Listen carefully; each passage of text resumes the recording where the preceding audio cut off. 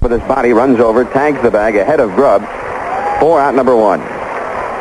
Grubb came up with a batting average of 193. Here's Buddy Bell. Bell has started to swing the bat real well the past week, beginning Monday night against Kansas City when he had 3 hits. He's only had 1 hitless ball game since then. That was Friday night here. He had 2 hits yesterday and 2 hits already today. Hitting .227. The pitch, a strike, 0-1. Bell now, in the last 6 games, has 10 hits in 23 trips. Huffman's pitch, curve, missing inside for a ball, 1-1. Phil Huffman, 6'2", 180 pounds. He was born in Freeport, Texas. Now the 1-1 pitch, fastball, pop foul, out of play. 1 ball and 2 strikes. If you just turned on your television and are getting a golf tournament or something other than a baseball game, wondering where the devil is the Ranger game, it's not due to go on until 3:30 Central Daylight Time because of the golf tournament commitment that many of our network stations have. So we're glad to have you with us on radio. 1-2 pitch. There's a pop-up back of first base. Mayberry going out. It's twisting into foul ground, and the ball drops into the second row of the stands. Out of play. Mayberry, Velez, and McKay all gave chase after it. None could get it. It's out of play. Phil Huffman was born on June 20th, 1958, so he will turn 21 this year. He was part of that big deal that sent Vida Blue to the Oakland A's.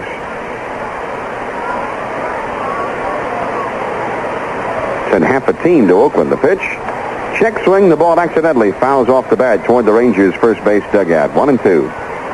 Remember that trade? Gary Alexander, Dave Haberlow, Gary Thomason, Alan Worth, John Johnson, and Phil Huffman for Vida Blue. Swing, ground ball to third. Right to the third baseman. Baylor's throw across is in time. Bell is retired. Bob Baylor, the third baseman in the second game. We never did get word about Roy Howell, but he was lifted from the first game after a hard slide at second base. And he's not starting the second game either. Mario Guerrero also was involved in a deal with the Giants and A's last year, now with Oakland. Here's Al Oliver. He swings and pops it up. Foul ground, third base side. That's going to reach back into the seats. 0-1. I remember last year when Oakland was doing so very well in the early portion of the season, Bobby Winkle still managing the club, and they came to Texas for the first time, chatting with John Henry Johnson, the young Oakland left-hander, who'd also come to the A's from the Giants. He was a very bright prospect and had a good year in his rookie season. 1 strike pitch inside for a ball, 1-1. And Johnson said that the best prospect he felt in the whole Giants farm system, pitching-wise, was another fella who was not with the A's at that moment. His name was Phil Huffman. Oliver swings, grounds it foul down the first base line, 1-2. Well, to get Rico Carty, Charlie Finley traded away that prize prospect Huffman to the Blue Jays along with Willie Horton last August 15th. And they got Carty back through the re-entry draft. There's a ground ball to shortstop. Griffin fields it in the hole. His long throw is in plenty of time. Side is retired. 3 up, 3 down. The Jays coming up. The score, Texas nothing, Toronto nothing.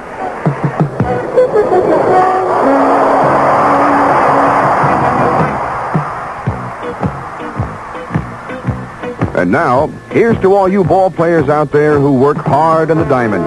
You major leaguers and minor leaguers, and yeah, even you beer leaguers. This Bud's for you. This Bud's for you. For being on the job and working hard all day. So here's to you. For all you do, the king of beers is coming through. This Bud's for you. Yes, whether you play slow pitch, fast pitch, or big league baseball, nothing goes better with ball games than Bud. So go ahead. You've got it coming. That distinctively clean, crisp taste that says Budweiser. For all you do, this Bud's for you. Anheuser-Busch, St. Louis. Arlington, For the good times in 79, enjoy Six Flags over Texas, the capital of fun for everyone. Or 10 minutes to the east, the Southwestern Historical Wax Museum, featuring more than 180 personalities from the Old West in wax. Or visit Traders Village, open every weekend. It's the Disneyland of flea markets, featuring special events year-round. May 20th, see the second annual Experimental Aircraft Show at Arlington Municipal Airport. Arlington, for your springtime, good times. Leading out the first for the Blue Jays, the shortstop, number 4. Ed Farmer makes his second start of the season this afternoon, and he'll face Alfredo Griffin, Bob Baylor, and Otto Velez as the first three Blue Jays to bat here in the last of the first. Griffin had a double and a triple in that first game and figured very heavily in the Jays' victory. He takes high and outside, ball one. Alfredo hitting .213 now, switch hitter batting left-handed. Farmer's 1-0 pitch. Fastball is low. Ball 2. Farmer is the pitcher. Ellis the catcher. Putnam at first. Blanks at second. Norman at short. Bell at third. The outfield is Grubb, Jorgensen, and Zisk from left to right. Ed Farmer making his 7th appearance overall, 5 in relief, 1 win and no losses at a 4.3 earned run average. Pitch low. Ball 3.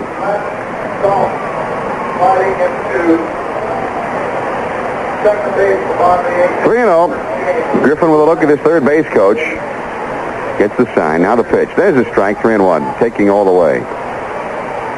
Bill, what did they say? Roy Howell jammed the thumb again? He missed a couple days. The left on the left hand, and we'll have x-rays taken later today. 3-1 pitch. Outside, ball 4. And Farmer puts his hands in his hips. Stares into the plate umpire. He thought he had a strike. Yeah, Roy just missed a couple of ball games, I think, with Minnesota due to a thumb problem. Bob Baylor. It's the one where he got hit in the head. Hurt his thumb. Yeah. Well, I know, Bill, you always remind me. Lucky thing it hit you in the head. Yeah. Otherwise, it might have hurt you. Right. Now, he'd had problems with that thumb before. Here's Baylor now, runner at first. He takes high, ball 1. So Farmer starting off with the streak of wildness here in the first inning. Baylor hitting .264. Boston 7, Oakland 2 after 6 innings at Fenway Park this afternoon. There goes the runner. The pitch is taken. Ellis throw to second base is not in time. Stolen base for Griffin.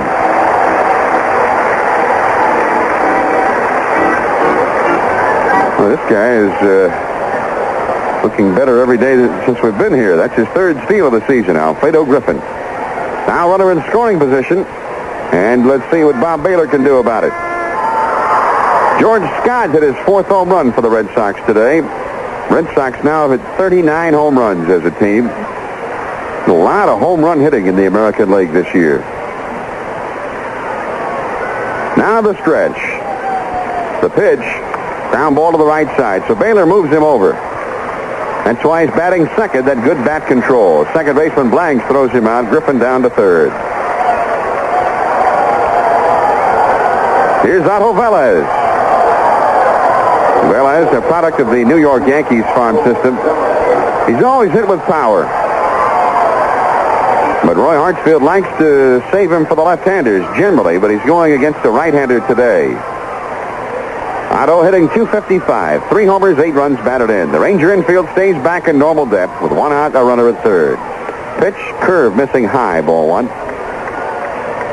Yankees 4, California 3 now after 6 innings. The Angels got 3 runs in the 6th against Beatty. Tidrow came out of the bullpen to relieve him. Knapp pitching for California. Nettles has hit a home run. 1-0 pitch, curve again, very high, ball 2. Seattle at Baltimore, postponed due to rain. They'll make it up as part of a doubleheader on July 24th. Detroit defeated Milwaukee 6-2. That's the final. Morris the winner, Haas the loser. 2-0 pitch, fastball bends him back, high and tight. 3-0. Rico Carty's on deck. In his last start, Farmer gave up 7 runs, 4 of them earned on 7 hits in 4 1/3 innings. And he walked 4. Here's a fly ball to right field. Zisk in on it.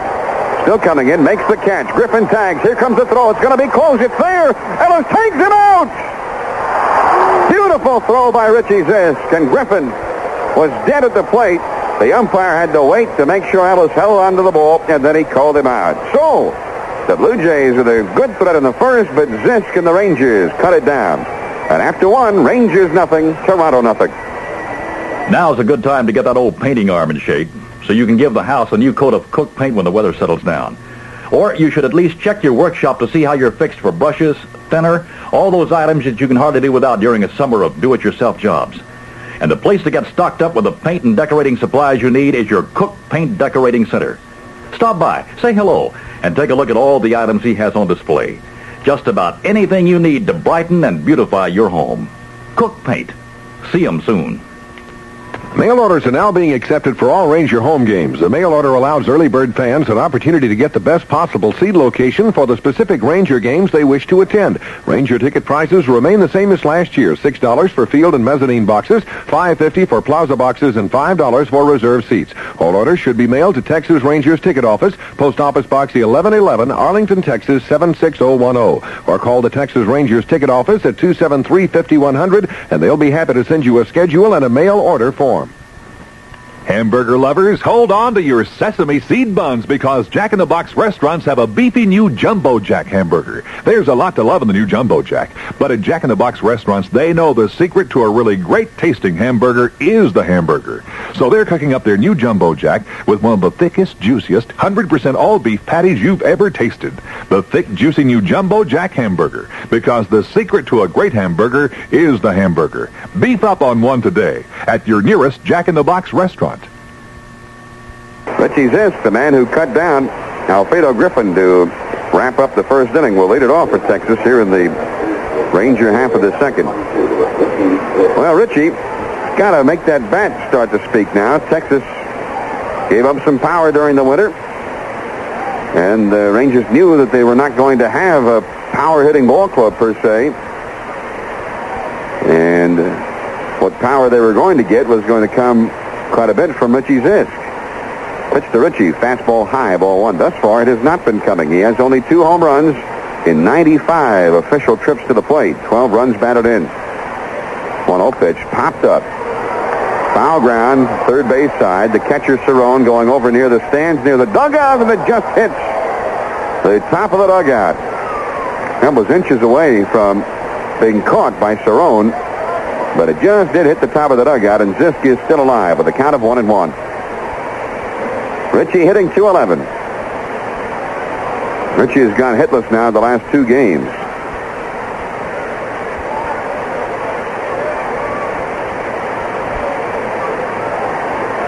Well, once Zisk does start hitting the ball, the Rangers should be in pretty good shape. Now the pitch. Curve over his head. 2-1. Other scores, Kansas City is leading Chicago now 10-3 after 6 innings today. Rodriguez pitching for Kansas City. 2-1 pitch popped up. This one in foul ground, first base side. Over near the Ranger on deck circle comes the catcher, and they collide. The catcher and Mayberry, Cerrone and Mayberry collide. The ball drops away, and Zisk is still alive.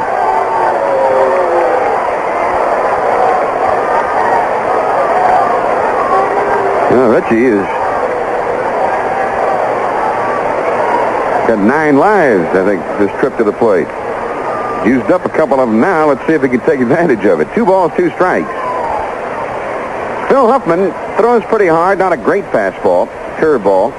Slider. 2-2 to Zisk. Now the pitch. Swung on and fouled back to the screen. Just got a piece of that high fastball. Phil Huffman. Tom Cheek, the broadcaster of the Blue Jays, says, "There's our leader." Injury to Clancy. Huffman becomes the shining star in the youthful pitching staff of the Toronto Blue Jays. He's won 2. He's lost 3. He's tied for the team lead in wins. Just gets a high drive to deep right center field. Bossetti going back near the warning track and makes the catch as he goes on to the warning track. To the center field side of the 375-foot sign in right center. Richie is retired, 1 away, and here's John Ellis. catching the second game. Ellis has been one of the Rangers' hot hitters. He's hitting at even .300 with 2 homers and 10 runs batted in. He has a 6-game hitting streak going. Had 9 hits in the 6 games. The pitch in the dirt, ball 1. Ellis has also driven in 6 runs in the 6 games. He's hit a couple of homers in the hitting streak, one against Rich Wortham of Chicago, once against Gura of Kansas City. John is 12 for 40 overall. Now the pitch, fastball, big swing and a miss, 1-1. Wow. Stadium shook on its foundations that time. One of the big cuts we've seen in the trip. Now the 1-1 pitch, changeup over his head, 2-1. Cleveland 3, Minnesota 2 after 7.5 innings. Manji is in for Cleveland now. 2-1 delivery. Fastball outside. 3-1. In the National League, final score, Cincinnati 7, Pittsburgh 3. Lacoste a winner. He's 4-0 for the Reds. Candelaria the loser. Here's the pitch. Fastball, strike 2 call to the outside. It's 3-2 to John Ellis. Paul Blair, just acquired by Cincinnati, hit a home run today for the Reds.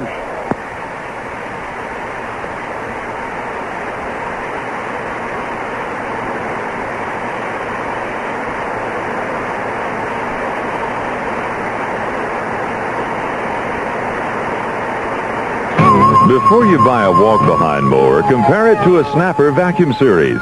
You'll find the Snapper is worth more because it does more, and its price is competitive with other quality mowers. Look at all the exclusive quality and performance features of a Snapper walk-behind mower. Vacuum power for a smoother professional cut, and the ability to bag cuttings under tough conditions. The ability to quickly and easily empty cuttings into disposable plastic bags with an optional zip kit. The ability to convert a Snapper to a mulching mower, which chews up cuttings so fine they become lawn food, or to a leaf shredder and vacuum so the Snapper catcher will hold over twice as many leaves, and the selection of 6 forward speeds without stealing power from the cutting blade, plus freewheeling for trimming in tight places. See the Snapper Vacuum Series today, and you'll see that any way you cut it, it's a snap with a Snapper. In Fort Worth, see Leonard's Farm and Ranch Store, 501 East Belknap, and in Irving, see Irving Schwinn Cyclery, 1500 Airport Freeway. There's a strike on a slow curve to Putnam, 1-2. Brock becomes the 14th player in big league history to bat 10,000 times. The 1-2 pitch, fastball head back to the box on 1 hop. Huffman throws to Mayberry. Putnam retired. The Rangers again are 1-2-3, and after 1.5, Texas nothing, Toronto nothing. Well, I'm the kind of man who does things right. I take pride in my work and enjoy my life. And when I use cement mix, I use Sakrete, yeah. Sakrete will set a post and build a patio. I made a barbecue pit and I was ready for more. So I fixed the cracks in my driveway yesterday. I made a neat flower box, a brand new step, and I fenced off my yard with just a little help. So when I think cement mix, I think Sakrete. You just add water. Before you buy a walk-behind mower, compare it to a Snapper Vacuum Series. You'll find the Snapper is worth more because it does more, and its price is competitive with other quality mowers. Look at all the exclusive quality and performance features of a Snapper walk-behind mower. Vacuum power for a smoother professional cut, and the ability to bag cuttings under tough conditions. The ability to quickly and easily empty cuttings into disposable plastic bags with an optional zip kit. The ability to convert a Snapper to a mulching mower, which chews up cuttings so fine they become lawn food, or to a leaf shredder and vacuum so the Snapper catcher will hold over twice as many leaves, and the selection of 6 forward speeds without stealing power from the cutting blade, plus freewheeling for trimming in tight places. See the Snapper Vacuum Series today, and you'll see that any way you cut it, it's a snap with a Snapper. In Fort Worth, see Leonard's Farm and Ranch Store, 501 East Belknap, and in Irving, see Irving Schwinn Cyclery, 1500 Airport Freeway.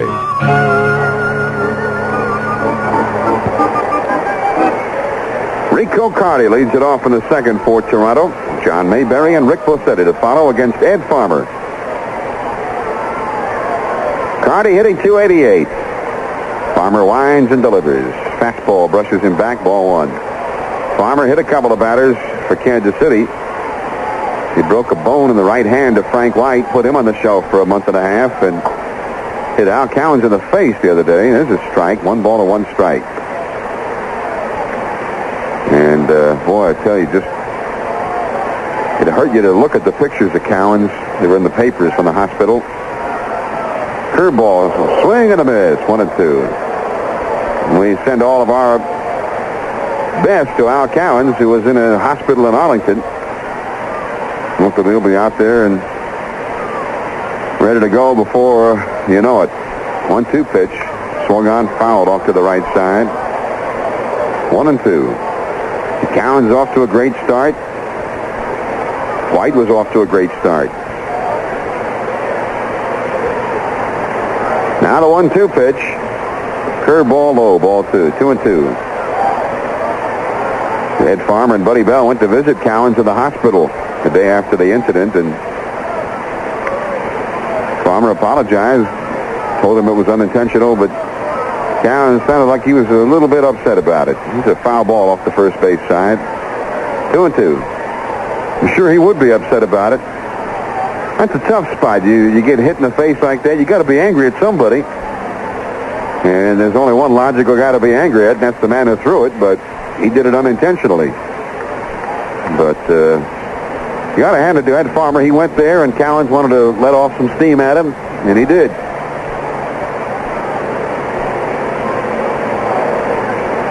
2-2 to Carty. And the pitch. Chop foul back behind the plate. Well, Farmer admitted as how he was very nervous. And start the other night was his first start in the big league since 1974. And he was wild on many occasions in that game. Sun has just broken through. The pitch swung on, ground ball to third. Buddy Bell takes the third hop, throws across the diamond in time.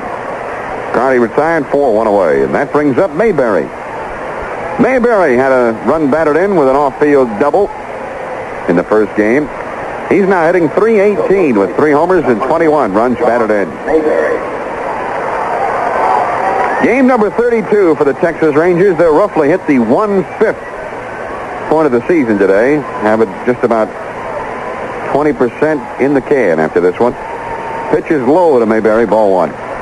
Some other scores in the National League. Houston leading Chicago 3-0 after 3.5. Niekro for Houston, Krukow for the Cubs. West Coast games getting started now. Here's the windup and the 1-0 pitch. Curve, a beauty. Knee high for a called strike. 1-1.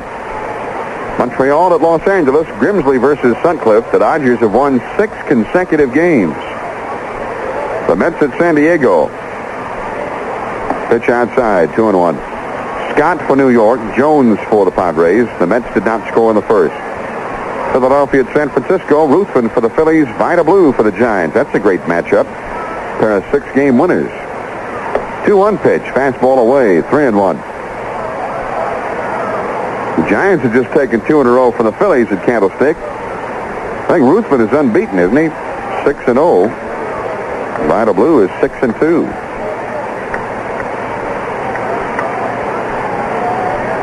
Ruthven 6-0 and a 1.65 ERA. 3-1 pitch. High and outside, he walked him. 1-out walk to Mayberry. That brings up Bossetti. Bossetti hitting .271. He's not hit much in this series. 0 for 3 in the first game of the doubleheader. 0 for 4 yesterday. 0 for 4 on Friday. That's 0 for 11, isn't it? Bill says he's only 3 for 23 for the season against the Rangers. 1 out and 1 on here in the second. Talk about irony. Philadelphia looked like they were going to be so strong after they got Pete Rose. Pitched to Bossetti, swung on and fouled back at the plate, 0-1.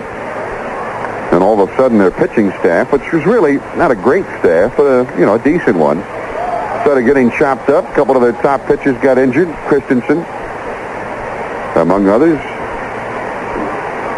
Now the pitch, Bossetti swings and misses, and it's 0-2. So it really looked like the Phillies are going to be hurting for pitching. They made a last-ditch effort before spring training ended. They helped themselves. They got Nino Espinosa for the Mets for Richie Hebner. 2-strike pitch, curveball, drive to center field. Jorgensen going back. He's got room and makes the catch near the warning track. Rossetti hit it well, but to the wrong spot. 2 down, Mayberry back to first. That brings up Al Woods, left-hand batter. Woods is hitting .256. The left fielder, number 20, Al Woods. And I tell you, Nino Espinosa had never done anything that would have made you recall Don Drysdale or Sandy Koufax while he was with the Mets. And yet Espinosa is 5-1 with a 1.25 ERA. Strike to Woods, 0-1. Ruthven is 6-0. And it's been the pitching that has really helped them because they lead the National League in pitching. There's nobody better. 1-strike pitch, high and outside for a ball, 1-1. They're hitting. It's always been good. They're in 4th place in the league in hitting. That's the Phillies. Also had the best record in the league. 2 down, runner at first. Here's the stretch and the pitch. Ground ball slowly hit first base side.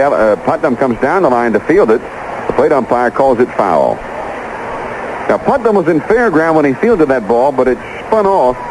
And when he reached to his left to grab it, he reached into foul ground to grab it. It's not where the man is. It's where the ball is when he touches it. So a foul ball. Plate umpire calls that one. It's the plate umpire's call, fair or foul, until the ball reaches the bag, either first or third. No score in the game. We're playing the last half of the second. The Blue Jays have a runner at first, Mayberry, who drew a walk. And a 1-ball, 2-strike count to Al Woods. Now Farmer set. The pitch. Curve, just outside. 2-2. That one didn't miss by much. Speaking of pitching, the Texas Rangers have the 3rd best pitching record as a team in the American League. Only Milwaukee and Baltimore with a better team earned run average than Texas.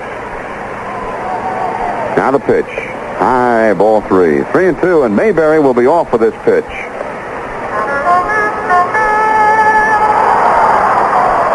And Baltimore's about the same story as Philadelphia right now, aren't they? They're hitting like the devil, and their pitching is just as good as it's ever been. The bullpen looks as strong as it's been in a few years. Here's the stretch. There goes Mayberry. The pitch is swung on, driven hard to left field in the air. Grubb back to his left and makes the catch to retire the side. No runs, no hits. A man left after 2. Rangers nothing, Toronto nothing. Chevy's nationwide celebration is on.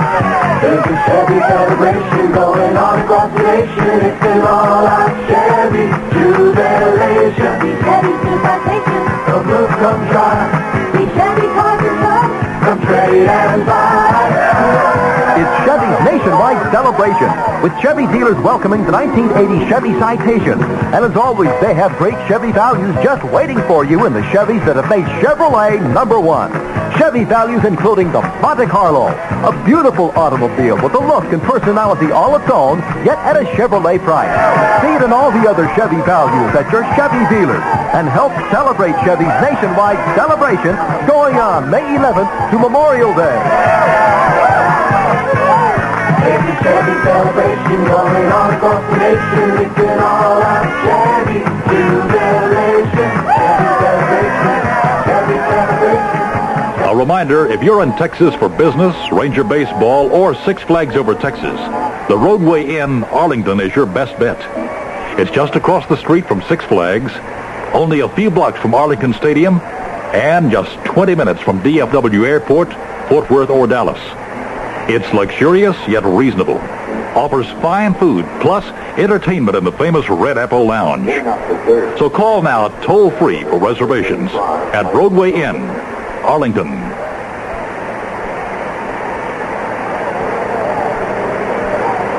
Center fielder Mike Jorgensen will start it off in the Ranger half of the 3rd. Right-hander Phil Huffman to the plate. Fastball is high, ball 1. Jorgensen hitting .283 with 2 homers, 5 doubles, and 4 RBIs. Pitch, changeup, popped up. First base side. John Mayberry coming down the line in foul ground, and he makes the catch. This time, Rick Cerrone never left the home plate area and let Mayberry have that one all to himself. Jorgensen retired. There's one away. Incidentally, when Zisk hit that pop-up in the first inning, in which Mayberry and Cerrone collided and neither one was able to catch, they did not charge an error, which one of them had the glove on it, but they chose not to give an error. One down, here's Blanks. Larvell has batted only twice for the Rangers without a hit. He takes high, ball one. Huffman has retired the first 7 batters he's faced. Blue Jay pitching dead last in the American League. Pitch swung on, hard smash by the third baseman and into left field, right to the hole. So Larvell Blanks with his first hit as a Texas Ranger. The Del Rio, Texas product. 29 years of age. 265 lifetime hitter. He's hit wherever he's played. Had a couple of real good years in Cleveland as a part-timer. 286 one year, 280 the next. And Blanks now hitting .333 as a Ranger. First hit and first base runner for Texas in this game, and here's Nelson Norman. John Mayberry will play Blanks on the bag at first. Huffman set. The pitch to Norman. Strike on the outside corner, 0-1. Norman had a hit in the first game and is now batting .219 with 5 runs batted in, 1 double and 1 triple. Nelson is 16 for 73. Right-hand batter. 1 strike pitch. Curveball, chopped foul. That one came back, hit the catcher in the mask. 0-2. Final score, St. Louis 7, Atlanta 1, I guess. They list 3 here, but in the line score, they list only 1. The winner, Vukovic, 3-2.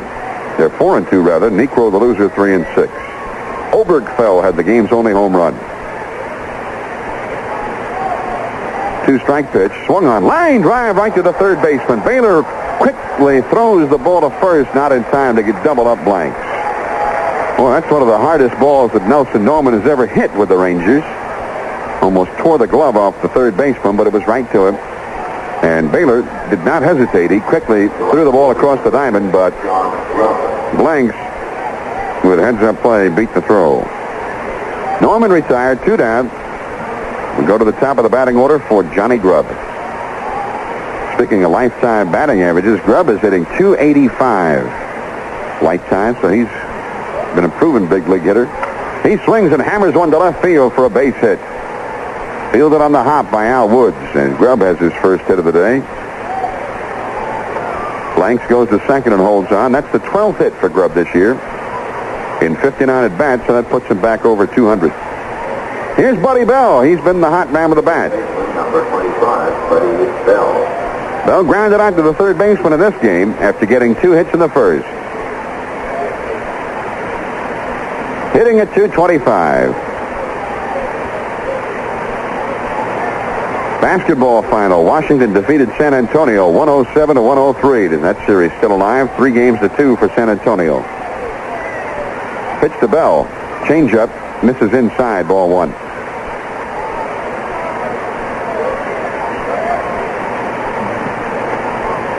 Blanks at second. Grubb at first. The stretch. The 1-0 pitch. Low. Ball 2. Al Oliver on deck. He would be next. 2 down, 2 on. They were in the third. Kansas City 12, Chicago 3 now after 7. The pitch. Fastball. There's a strike. 2-1.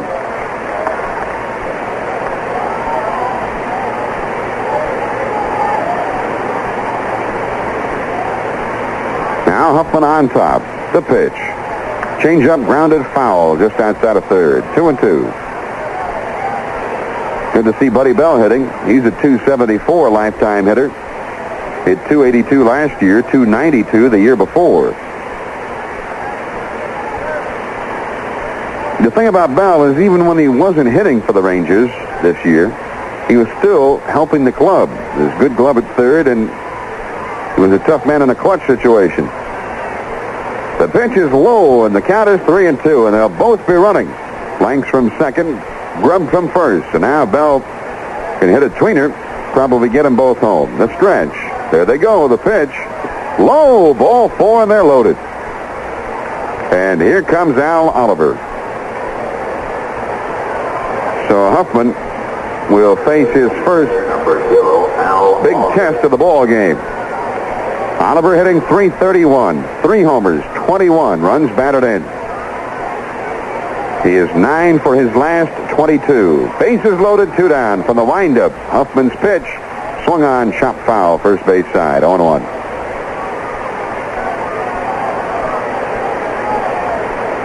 West Coast, the Dodgers got 4 runs in the first to lead Montreal 4-0. Yankees now lead California 7-3 after 7. New York added 3 in the 7th inning. Oliver apparently hit that foul ball down off his foot and off the top of his foot near the ankle. And trainer Bill Ziegler out to have a look at him. Rangers have already lost one of their best hitters to a similar fate. Oscar Gamble pounded one down off his left foot in Kansas City, and they found out a few days later that he'd broken the foot, broken a bone in his left foot. Well, Oliver now walks around, tries to shake it off. Ziegler goes back to the dugout, as does manager Pat Corrales, who'd also come out. 0-1 to Oliver, bases loaded here in the third. Hey, a lot of people who were here for that first game have gone home to watch the hockey game here in Canada. All right, Oliver stands in. Huffman's wind up and pitch. Low on a curveball. 1-1. Oliver shakes that right foot. Now stands in. Huffman's wind up. The 1-1 pitch. Fastball is drilled foul into the stands on the left side.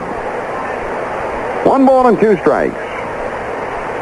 Blanks at third. Grubb at second. Bell at first. 0-0 score. The Rangers with a chance to score some here. But only 1 shot at it with 2 down. 1 ball and 2 strikes. Huffman's pitch.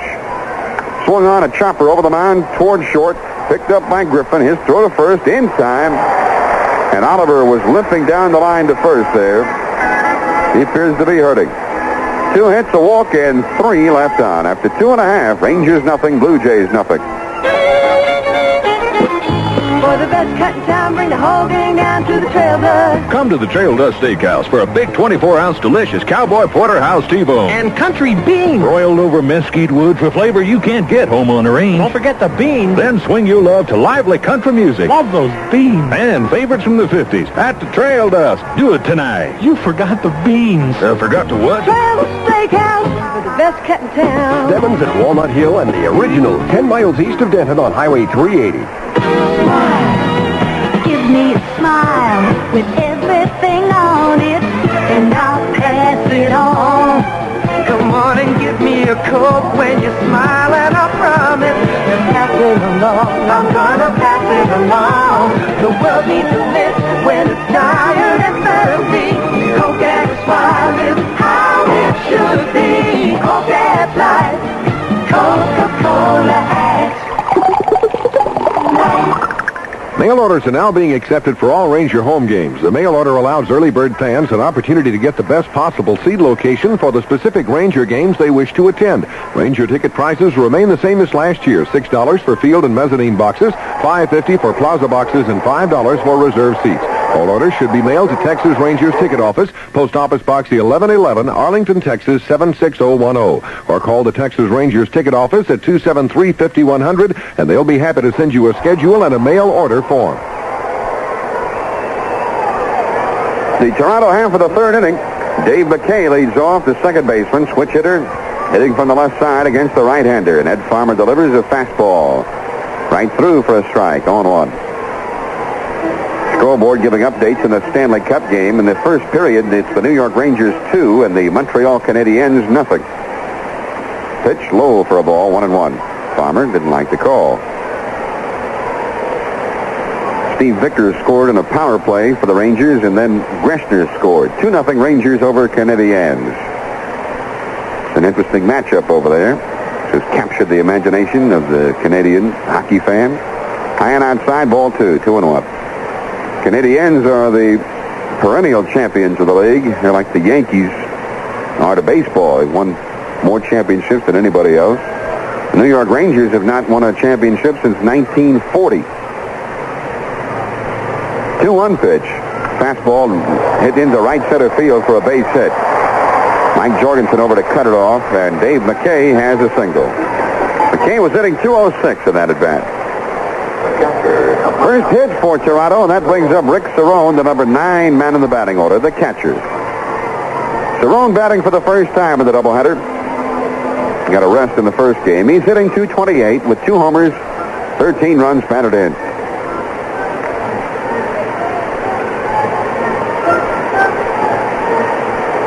McKay with his lead at first. The stretch and the pitch. Cerrone swings and fouls it back to the screen. 0-1. Buddy Bell came creeping down the line from third, just in case Cerrone tried to bunt the runner along, but he gave no indication of bunting there.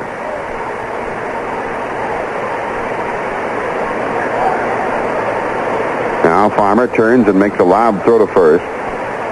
McKay back in easily.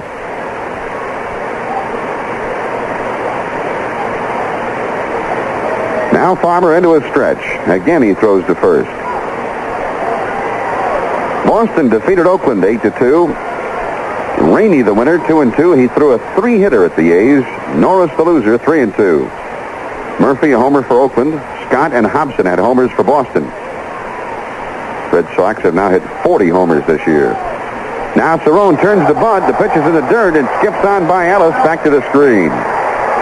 So Cerrone simply turned the bunt. He didn't bunt it, but the runner is in scoring position anyway.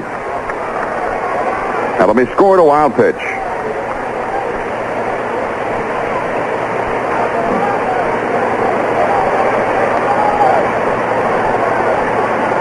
Yankees 7, California 3 after 7.5, and Reggie Jackson drove home another run in that game. And Reggie now has had an RBI in 10 consecutive games. The Major League record for that sort of thing is 12 consecutive games with at least one RBI. Let's see if Cerrone tries to get the runner to third with nobody out. The pitch, he takes low, ball 2, 2-1.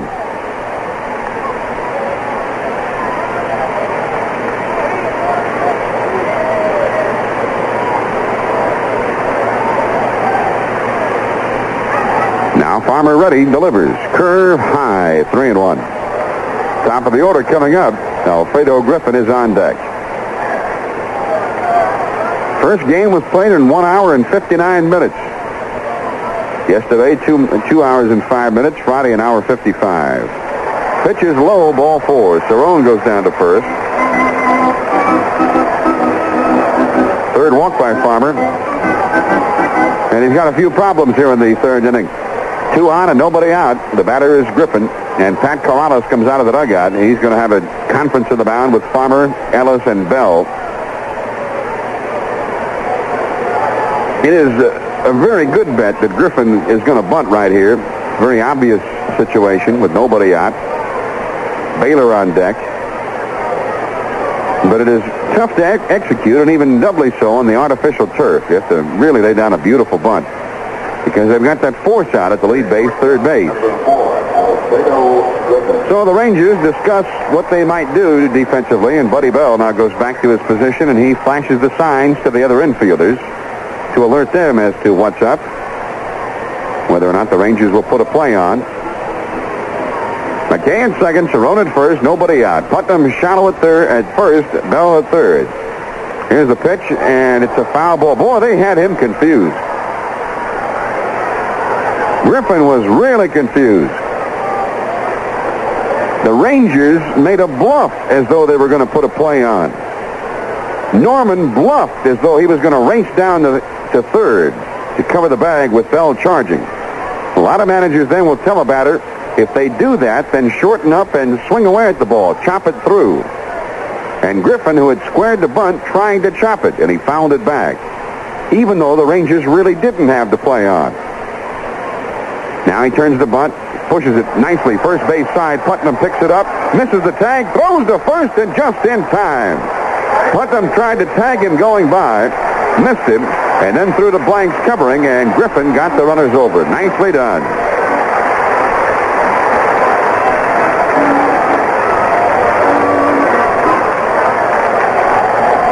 Sacrifice bunt from the first baseman to the second baseman, 3-4. So now 2 runners in scoring position for the Blue Jays with only 1 man down. McKay at third, Cerrone at second, and here's Bob Baylor. He grounded to second his first time.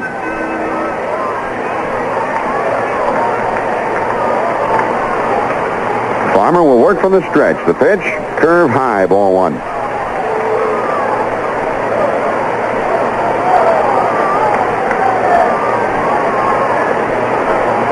Baylor hitting .262. He drove in a run in the first game. 1-0 pitch, fastball, line drive right back to the middle and knocked Farmer's hat off. McKay scores. Cerrone goes to third and holds on. They throw the ball into the infield. It's cut off by Putnam. He throws to second, and Baylor is out. Baylor is arguing with Darrell Cousins, the second base umpire, and here comes Roy Hartsfield, the Toronto manager, running out of the dugout. He's going to get into the argument.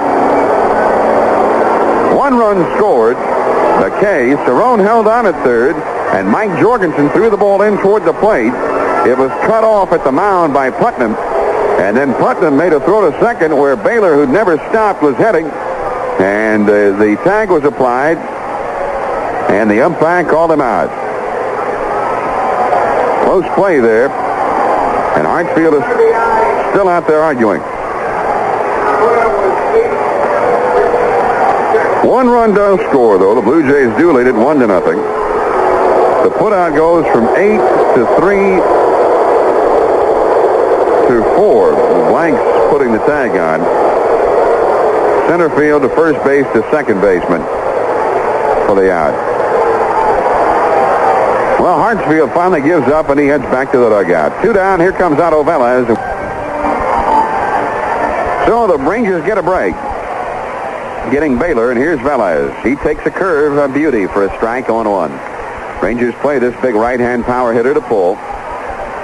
2 down, Cerrone the runner at third. Farmer stays from the stretch. He's ready, the pitch. Swung on and missed. It's 0-2, another curveball.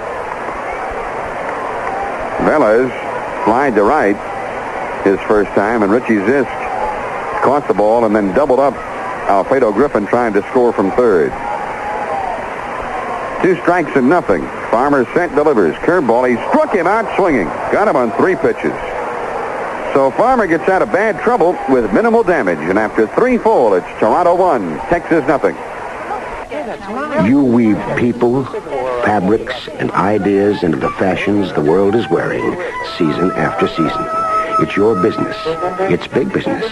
And if you don't deliver the goods on time, nothing else counts. We understand. So at First National Bank in Dallas, when we do business with any business, we give you just what you expect from yourself. At First in Dallas, we give you results. Results. The real measure of a bet. It's summertime, fun lovers. Time to strip on down to the pink. Might even want to jump in the drink. Drive up to the mountains, down to the ocean. Don't you forget that suntan lotion. Summer's a blast, I know you'll agree. Put ice in that glass and sit by a tree. Yeah, and put shades on your face to keep out the rays. And at the end of those balmy summertime days, throw coals on the fire to give you some heat. Then get out the barbecue sauce and meat. How about ice cream? Sounds like heaven. Well, it's at your participating 7-Eleven. They got ice and hot dogs and barbecued beans and ice-cold Slurpees and magazines. Frisbees, charcoal and suntan oil, napkins, bread, and aluminum foil.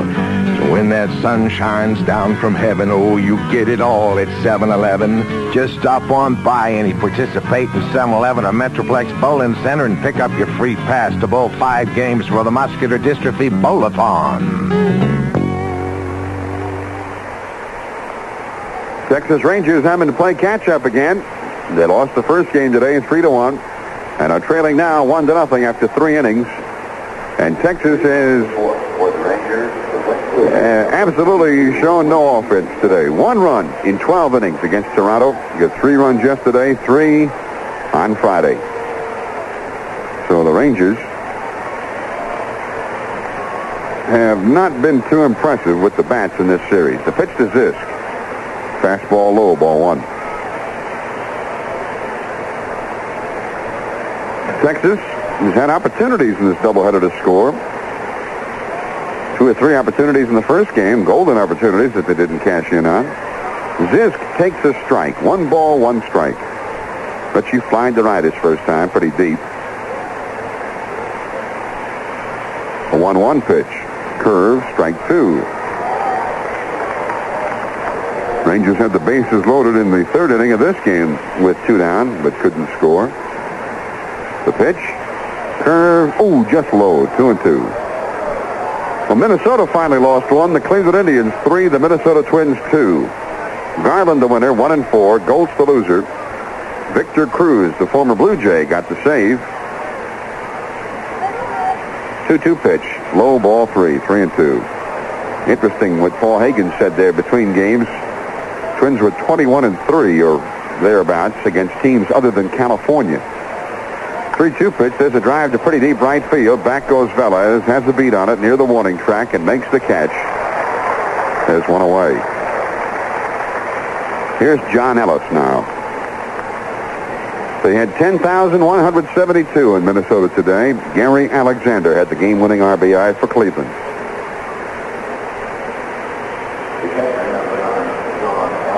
Well, you look at the clubs that have been contenders. Ellis swings, hits one pretty deep to left field, down the line. Playable for Woods near the foul line. He's got it.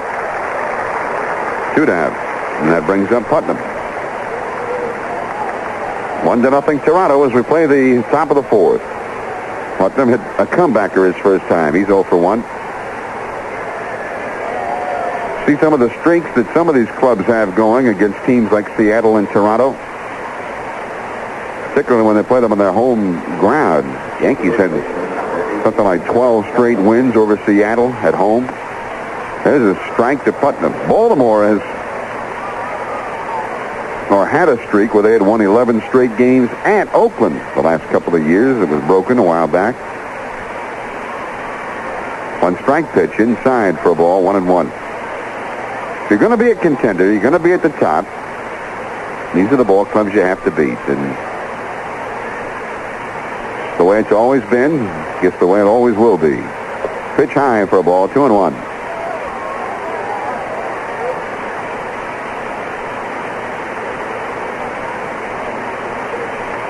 Huffman delivers, swung on, line to the first baseman Mayberry, knocks it down, the ball bounces to his right, he goes over, gets it, throws to Huffman, covering just in time for the force out on Putnam, and the Rangers are gone 1-2-3. After 3.5, Toronto 1, Texas nothing.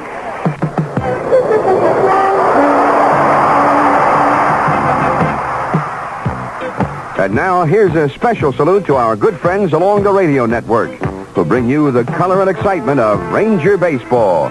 To all our Ranger affiliate stations, this Bud's for you. This Bud's for you, for being on the job and working hard all day. So here's to you, for all you do. The king of beers is coming through. This Bud's for you. Yes, from Little Rock, Arkansas to Lubbock, Texas, all across the great Southwest, you bring our Ranger fans the best of big league baseball. So here's to you. That distinctively clean, crisp taste that says Budweiser. For all you do, this Bud's for you. Anheuser-Busch, St. Louis. The Rangers' 7th annual Farm and Ranch Night will be Friday, May 25th, when the Rangers play the Seattle Mariners in a doubleheader at 5:35 p.m. Co-sponsored by Delta Airlines and Texas Agricultural Products, Farm and Ranch Night is a salute to Texas' famed agricultural industry. There'll be many special prizes for lucky fans, including a Delta Dream Vacation for 2 to Reno and Lake Tahoe. And between games of the doubleheader, players from both teams will compete in such events as hog calling, cow milking, and egg tossing. That's Farm and Ranch Night, Friday, May 25th. The power is up for the Blue Jays in the 4th. Rico Carty, John Mayberry to start it off. Farmers pitch to Carty, fastball low, ball 1. Rico grounded out to third his first time. Bosetti, the third man due up here. 1-0 Blue Jays. Pitch, curveball, popped up. Back of the plate, John Ellis coming back toward the stands, and it's over the screen into the first row. A ball and a strike.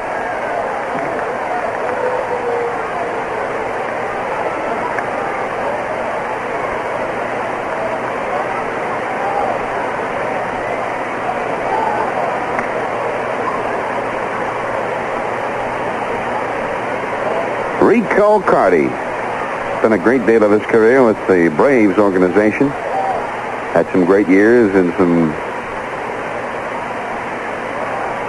great down years there, too. Takes low for a ball, 2-1. His down years had more to do with physical ailments than with lack of hitting. He's almost always hit.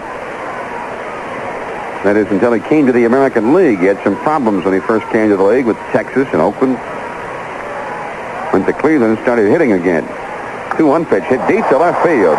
Grubb is back to the warning track, to the wall, leaps up and makes the catch as he crashes into the fence.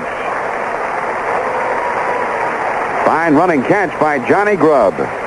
Carty hit that one real well, a low liner, and Grubb went back, reached up, backhanded the ball, and smashed into the fence. One away, and here's Mayberry. Yeah, nothing wrong with Ranger pitching this series that a few runs wouldn't help. Ranger bats are just dead. Unbelievable. Here's Mayberry now. He takes high strike called, 0-1. The infield has a shift on for him. Only one man on the left side, Buddy Bell. Norman has moved over to play on the right side with Blanks and Putnam. Mayberry hitting .318. He drew a walk his only at bat today in this game. Now the windup, the one strike pitch. Swing and a miss, 0-2. Changed speeds on him, didn't get it. You'd think the Rangers' bats that had been ailing for most of the season anyway, if they were going to get well, they'd get well against the team with the worst pitching in the entire league. High and outside for a ball, 1-2. Toronto with a team earned run average of better than .570 when the Rangers got here. That's the earned runs. Pitch, low for a ball, 2-2. And yet, if anything, it's been the other way around. Toronto pitching has gotten well against the Rangers' lack of hitting. Now the 2-2 pitch. Swung on. There's a high drive to deep right center, but Jorgensen appears to have a beat on it. Right up in front of the wall. He makes the catch in right center, near the 375 sign. So both Carty and Mayberry measure out Ed Farmer, but both failed to get one out of the ballpark. 2 down, and here's Rick Bossetti. Bossetti fly to center is only at bat. 0 for 12 in the series now, and 3 for 24 against the Rangers.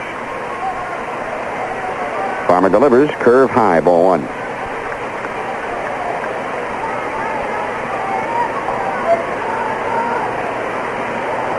Two down, bases empty, last of the 4th. Farmer's pitch, a strike, 1-1. Every game of this series has been decided by a 3-1 score. The Rangers won the first 2 games 3-1. Toronto won the first half of the doubleheader 3-1. Pitch grounded foul into the Toronto dugout, third base side. A ball and 2 strikes. And here in the 4th game of the series, Toronto is leading 1-0.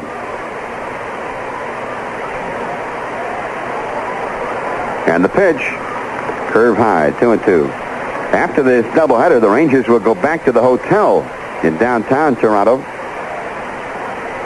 as their flight is not scheduled to leave until 11:30 tonight. That's Toronto time. So I'll have a few hours to kill at the hotel. The pitch, curve, popped up. Foul ground toward the Blue Jays on-deck circle. John Ellis races over, can't get there. The ball hits up at the base of the wall in front of the stands. 2-2.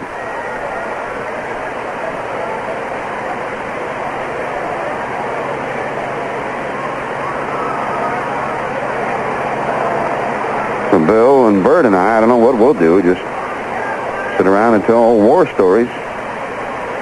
Ask Birdsong to tell us what it was like back in the early part of the, Bird said he can tell us about the Civil War.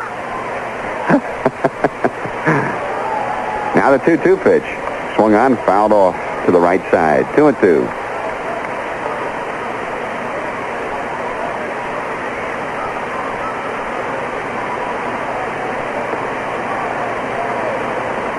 Bill can tell us about what it was like growing up in East Texas.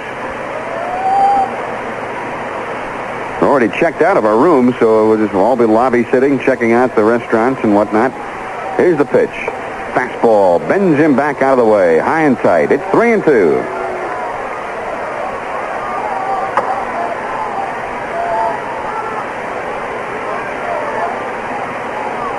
A wind up the payoff pitch. Fastball. He struck him out swinging.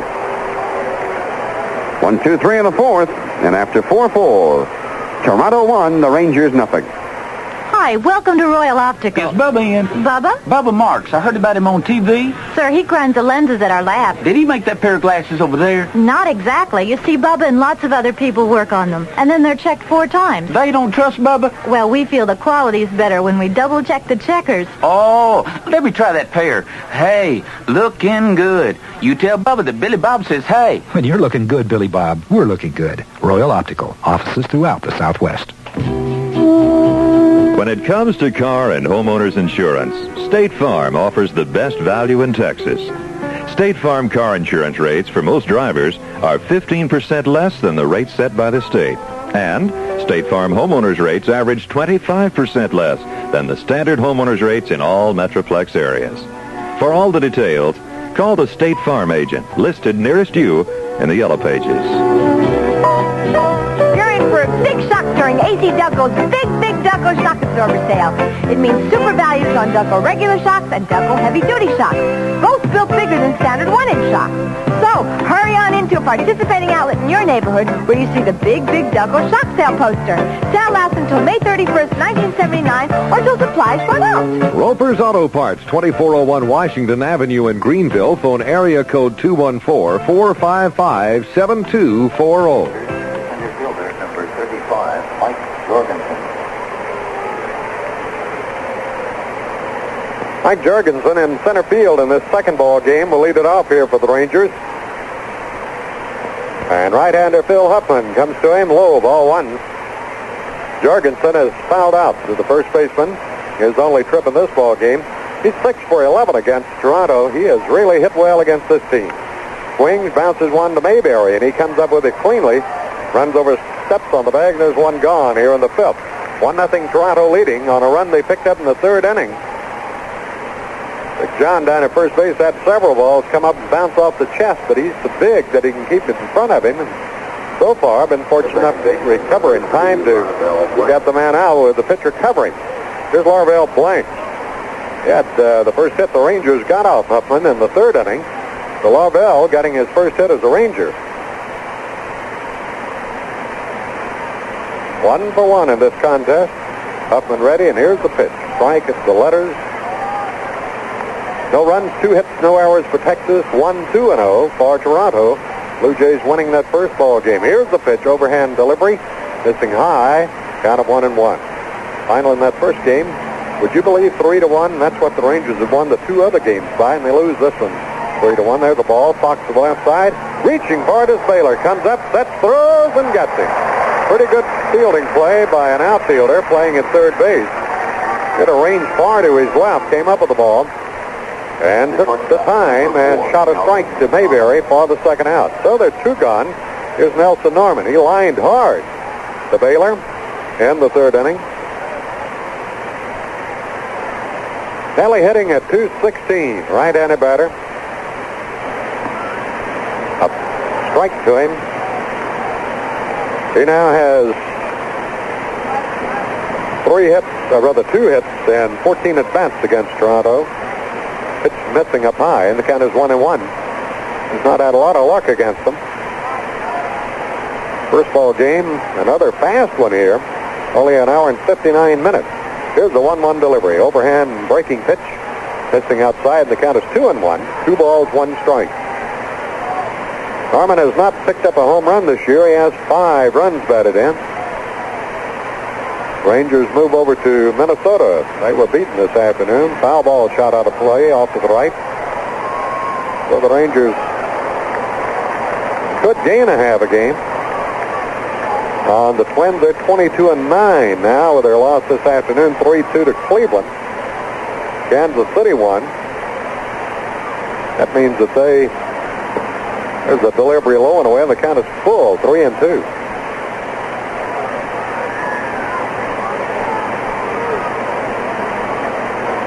are now 5 games out. Here's the pitch. There's a smash to left center field. Base hit. That one gets through, and it's going to. Bassetti goes over to cut it off, and now misses the ball, and it rolls by him. And Norman steams into second, standing.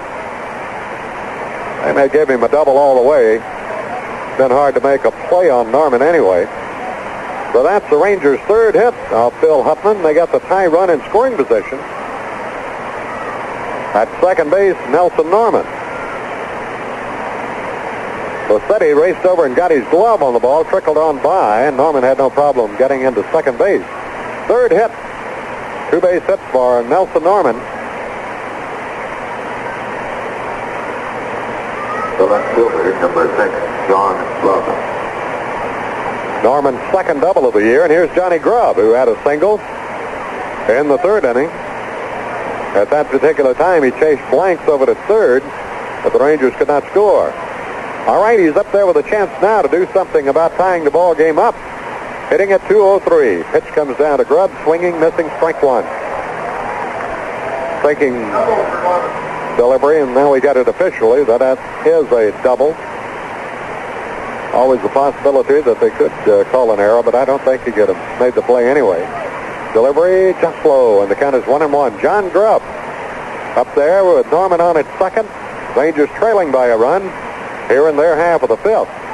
Buddy Bell would be next if John can get aboard. Here's the pitch. Overhand smash to the second baseman. Scooped up nicely. Short hop by McKay, and he throws him out. Well, that was a good play as McKay short hopped that one and tosses out Grubb to retire the side. The Rangers have a hit and leave a runner, and at the end of 4.5, our score, Toronto 1, Texas nothing.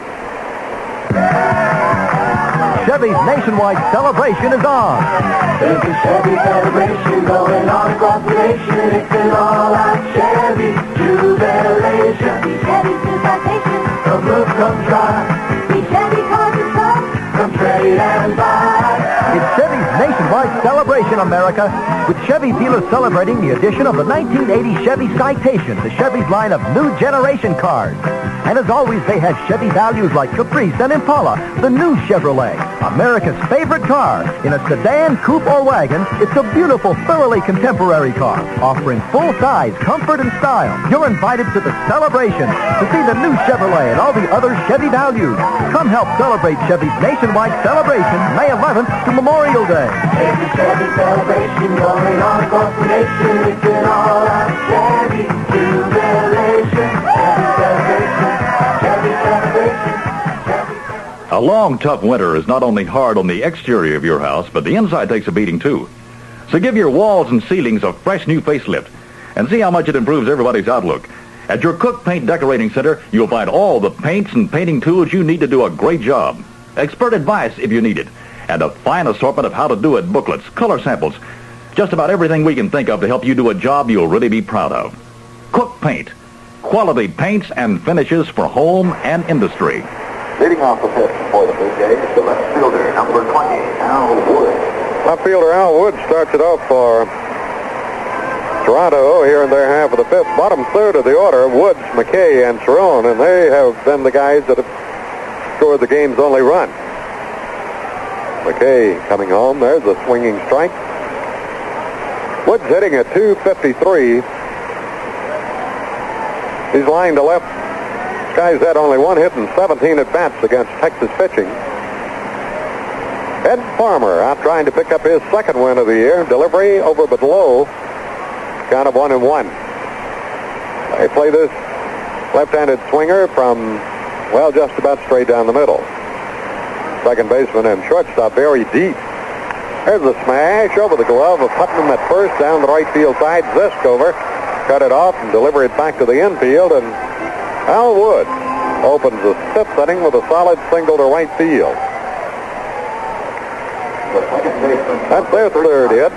That brings on Dave McKay, whose single later scored. As Farmer had the misfortune of wild pitching, then they got a sacrifice to get him over to third base, and he scored on Baylor's single to center. He's looking over the situation assigned to him by third base coach Harry Warner. One on as Farmer readies himself. Here's the pitch, bunts it out in front of the plate. Farmer, the pitcher, will make the play, grabs it and throws to Pat Putnam covering. The sacrifice is good. 1-3 on the sacrifice, and that moves Wood over to second base. And with one out, here's catcher Rick Cerrone. He's walked his only turn. Cerrone hitting at 228. Gets some action in the bullpen. Doc Ellis throwing. I guess that's perhaps for his next start. He's supposed to work on Tuesday against Minnesota. Tomorrow night, Jenkins goes against Roger Erickson. First game against the Twins this year. Breaking ball low and away. 1 on, 1 out. A man in scoring position, Al Woods. Down at second. He has pretty good speed. Here's the pitch. Breaking ball away, and the count is 2-0 on Rick Cerrone. Top of the order, Griffin is on deck. Sun shining brightly down on the field right now. There's still a considerable amount of clouds around, but it had completely become cloudy, but then now we have some breaks in the clouds and the sun penetrating. All right, here's the pitch. Up high, ball 3, 3-0. 1-0. The Jays leading the Rangers in the 5th inning, and Toronto has a threat going with 1 out. 3-0 the count on the 9th man in the order, Rick Cerrone, the catcher, right-handed batter, and here's the pitch.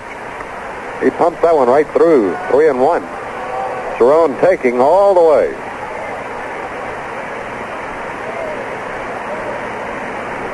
Cerrone doing practically all of the catching. Davis worked most of the first game, however. Curveball, he missed. Ball 4. And that puts the guy on. At first base, Rick Cerrone has gone up. That's the 4th walk given up by right-hander Ed Farmer. And we go to the top of the order. Now the Rangers will shallow up a little bit in the infield and hope for the double play possibility. Alfredo Griffin, the shortstop, comes on. He's been on a walk, swiped the base, and the second time he was up, laid down a sacrifice bunt. So he's still hasn't been at bat officially in this second ball game. Got a double and a triple in the first game. Swings, sends a foul ball out of play up to the left side. Strike 1. He's hit awfully well against Texas, 9 out of 22, and he's packing only a .213 average overall. No homers and 3 runs batted in. He almost got that first home run when he hit the triple high over the wall and right. Pitch, breaking pitch high and away, and the count is 1 ball, 1 strike. Griffin doubled in the 6th, tripled in the 8th, and scored both times. Toronto won the game 3-1. Each club now with 3 hits. Blue Jays with 2 men aboard, only 1 out. Woods at second. Cerrone is on at first base. Outfield shallows up a little bit for Griffin. Here's the pitch. Hacks it foul up the first base side, and Jackie Moore, coach there, picks that one up and tosses it back in. John Ellis flips it back out to Ed Farmer. The count of ball and 2 strikes on Griffin. Bob Baylor, playing at third base in this second game, would be next. Now the umpire at second wanted to see the ball. I guess perhaps Griffin asked that he do so. Flips it over and tosses it out. Well, we get Jim Kern up throwing in the bullpen now. So we might see him come on. 1-2 is the count on Griffin. Farmer works, swung on and missed. He struck him out. Well, he came at him with hard stuff that time and struck him out. 3rd strikeout registered by Farmer. Now there are 2 men out, and third baseman Bob Baylor, who has driven in the game's only run, 1 out of 2, had an RBI in the first game. Hitting at .268 with 12 runs batted in. Pitch up and away, and the count is 1 ball, no strikes. Otto Velez is on deck. 2 men aboard, 2 out. And Farmer trying to keep it close. Blue Jays by a run. Here's the pitch. Snubber foul to the left and behind home plate, and the count is 1 ball, 1 strike. We're in the 5th inning. Blue Jays batting. Rangers open a 3-game stand in Minnesota tomorrow night. Fergie Jenkins will go against Roger Erickson. Doc Ellis on Tuesday night. Pete Redfern, the opposition. Farmer ready. Here's the delivery. Ooh, he almost got him as he leaned the wrong way and then had to pull back quickly to avoid being struck. The count is 2-1. Then on Wednesday, John Matlack goes up against Paul Hartzell for Minnesota. All right, 2-1 on Bob Baylor. Here's the pitch. Swing and a miss on a good breaking ball. The count is 2-2. Rangers then will be off on Thursday. That'll be travel day. They head on over to the West Coast, meet Seattle for the first time. Houston has shut out Chicago 3-0 this afternoon. All right, Farmer readies, and the pitch. Comebacker hit to the mound, grabbed by Farmer, turns, throws, and gets him. That'll do it on a comebacker to the hill. So 1-3 for the put-out. Nothing doing for Toronto. They leave 2 men on. And after 5, the score still the Blue Jays 1, the Rangers nothing.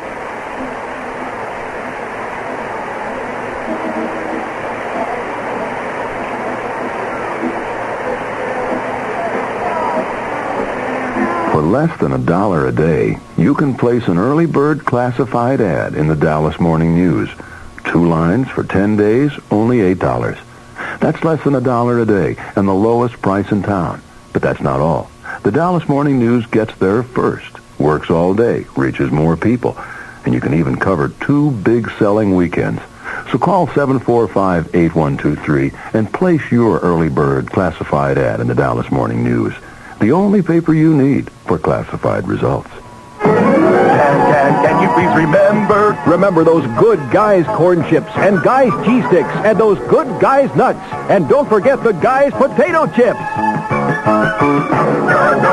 No, you're gonna miss them if you do. Potatoes, and they're very real. They're real. They're also very real.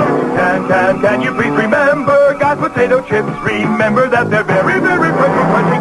Real potato chips from real potatoes. No, don't forget the Guys potato chips. Shelley's Vehicle Supply Company carries a battery that's designed to take care of itself. It's called the Delco Freedom Battery. When you buy a Delco Freedom Battery from Shelley's Vehicle Supply Company, freedom is exactly what you get. Freedom from maintenance. And it's packed with plenty of sealed-in starting kick and cranking power for fast, reliable starts. Come in and check out the powerful maintenance-free Delco Freedom Battery at Shelley's Vehicle Supply, 623 East Jefferson in Oak Cliff, for over 40 years. Leading off the sixth for the Rangers, the third baseman, number 25, Buddy Bell. Bell, nothing out of 1 in this game, had a couple of hits in the first encounter. He's won nothing out of 1, has been on once on a walked in the 3rd inning. Right-handed batting third baseman stands in, and here's the pitch swung on a grounder right to the shortstop. Griffin picks up, throws, and gets him. So 1 up, 1 pitch. 1 man has been retired. Al Oliver, 2 occasions in this second game, has grounded to the shortstop. Each time has been tossed out. Well, the fans here in Toronto, they are unusual type because certain times of the day pass and they just get up and go home. Here's the pitch to Oliver outside, ball 1. A large number departed right after that inning, and they have done so every time we've been in this place. Delivery is low and it's 2-0. Zisk is on deck. But it's kind of strange. It doesn't make any difference what may be happening in the ball game. I guess they've got a certain time they want to go home. Here's a high pop-up in the infield. A pitcher calling. Second baseman McKay is the man who gets the call, and he makes the catch for the out. So Oliver has skied to the second baseman. 2 men are gone here in the inning.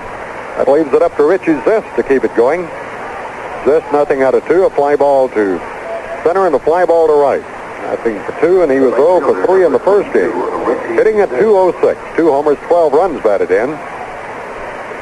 2 men quickly put down by Huffman. Right-hander throws very high, ball 1. They pull this to the left side all the way around. Huffman all set. Picks and throws. Breaking ball over. Strike call, and it's 1-1. In the 6th inning, Rangers trailing 1-0, each team with 3 base hits. Ellis would be next.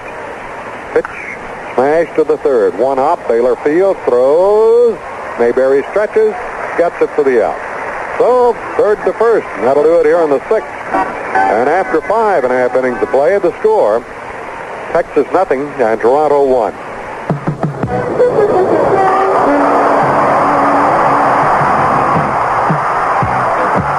And now, here's a special salute to our good friends along the radio network. For the Blue Jays, the right fielder, number 19, Otto Velez.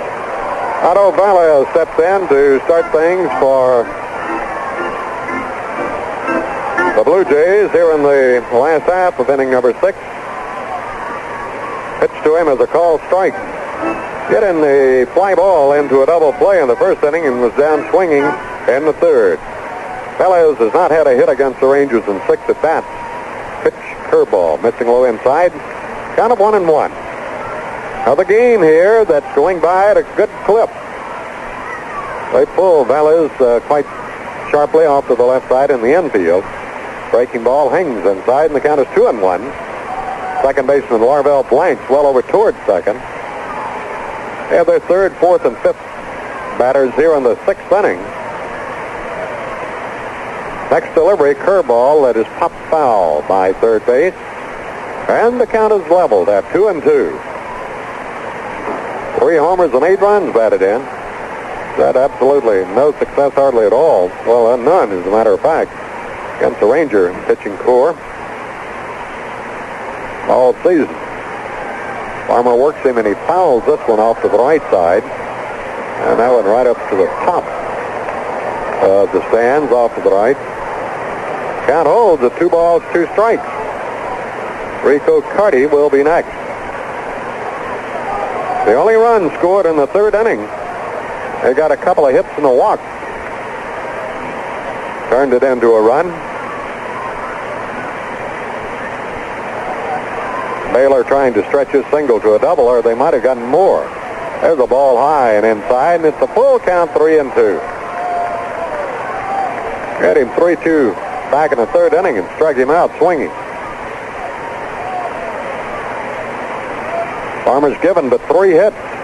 Pitch, curveball, he missed with it outside. Ball 4. That is the 5th walk given up by Ed Farmer. So Toronto opens this inning by getting their lead runner on. They've done so in the 1st, in the 3rd, in the 5th. WBAP 820, Fort Worth, Dallas. When the drains don't work, Roto-Rooter does. Call Roto-Rooter for help from the pros. Rico Carty comes on. Nothing out of 2. He hit a ball that sent John Grubb to the wall. Bounced into it after catching that liner in the 4th inning. Right-handed batter. Carty cuts one up the middle. Blanks grabs near second, stands on the bag, and makes it a double play as he tosses over to Putnam. Well, a made-to-order second double play. That ball near the bag. Blanks fielded it there, and with Carty running, he did not have to be in any great big hurry. Got the force on Velez, and then shot the ball over to Putnam, and that is the Rangers' second double play of the ball game. So now nobody aboard, and 2 men quickly out. Here's John Mayberry. John has walked and hit a fly ball to deep right center field. So he's nothing out of 1. John hitting at .315. 3 homers and 21 runs batted in. He had the game winner in the first contest. He's 6 for now, 16 against Texas. That's a .375 clip. Ball is bounced in, hit out in front of the plate, kicked on by. Count of a ball and no strike. A walk to the leadoff batter, then Carty bounces into a double play. Nobody on, 2 gone. Here's the pitch to Mayberry up high, ball 2, 2-0. Rick Bassetti, the center fielder, is the on-deck man. Should Mayberry get aboard. They play Nelson Norman on the second base side from his shortstop position out in center field on the second base side. Blanks way over, and there's the ball smacked hard. Putnam grabs it on one hop, runs over, steps on the bag, and that'll do it here in the 6th inning. And at the end of 6, our score, Toronto 1, Texas nothing. If your central air conditioning goes out, Hobson Air Conditioning suggests you replace it with a new Carrier heat pump air conditioner. It'll cool your home or business in summer, heat it in winter, and save you money year-round. Cost-conscious people are turning to a Carrier heat pump as the #1 solution to high utility bills. Call your certified Carrier dependable, Hobson Air Conditioning in Weatherford, for all the heat pump facts. Carrier, we can't control the weather, but we can help you control its cost. When you're looking for a way to lighten your day, to brighten your day, think of Fry. Flying away to the taste of yesterday, the old-fashioned flavor of Fry. After running around all over town, put your feet on the ground and try. Floating up and away to the taste of yesterday, the old-fashioned flavor of Fry. You're in for a big shock during AC Ducko's Big Ducko Shock Absorber Sale. It means super values on Ducko regular shocks and Ducko heavy-duty shocks, both built bigger than standard 1-inch shocks. So, hurry on into a participating outlet in your neighborhood where you see the Big Ducko Shock Sale poster. Sale lasts until May 31st, 1979, or till supplies run out. Zimmerman Sons and Company Incorporated, 420 North Main, Cleburne, Texas. Telephone 817-645-2428.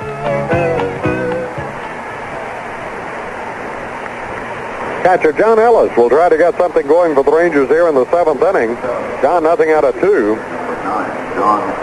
He's not had a hit against Toronto in 2 official at-bats this year. However, he has driven in a run with the sacrifice fly. Pitch to him. There's a foul ball out of play to the right. And the count is a strike. Ellis struck out in the 2nd. Fly ball to left. His last time in the 4th inning. And Phil Huffman working on a 3-hitter. His opposition. Ed Farmer is given but 3 hits. Here's the next delivery. Overhand curveball, slap foul down the right field side, well back into the seat. And Huffman gets out in front of John Ellis. 2 strikes.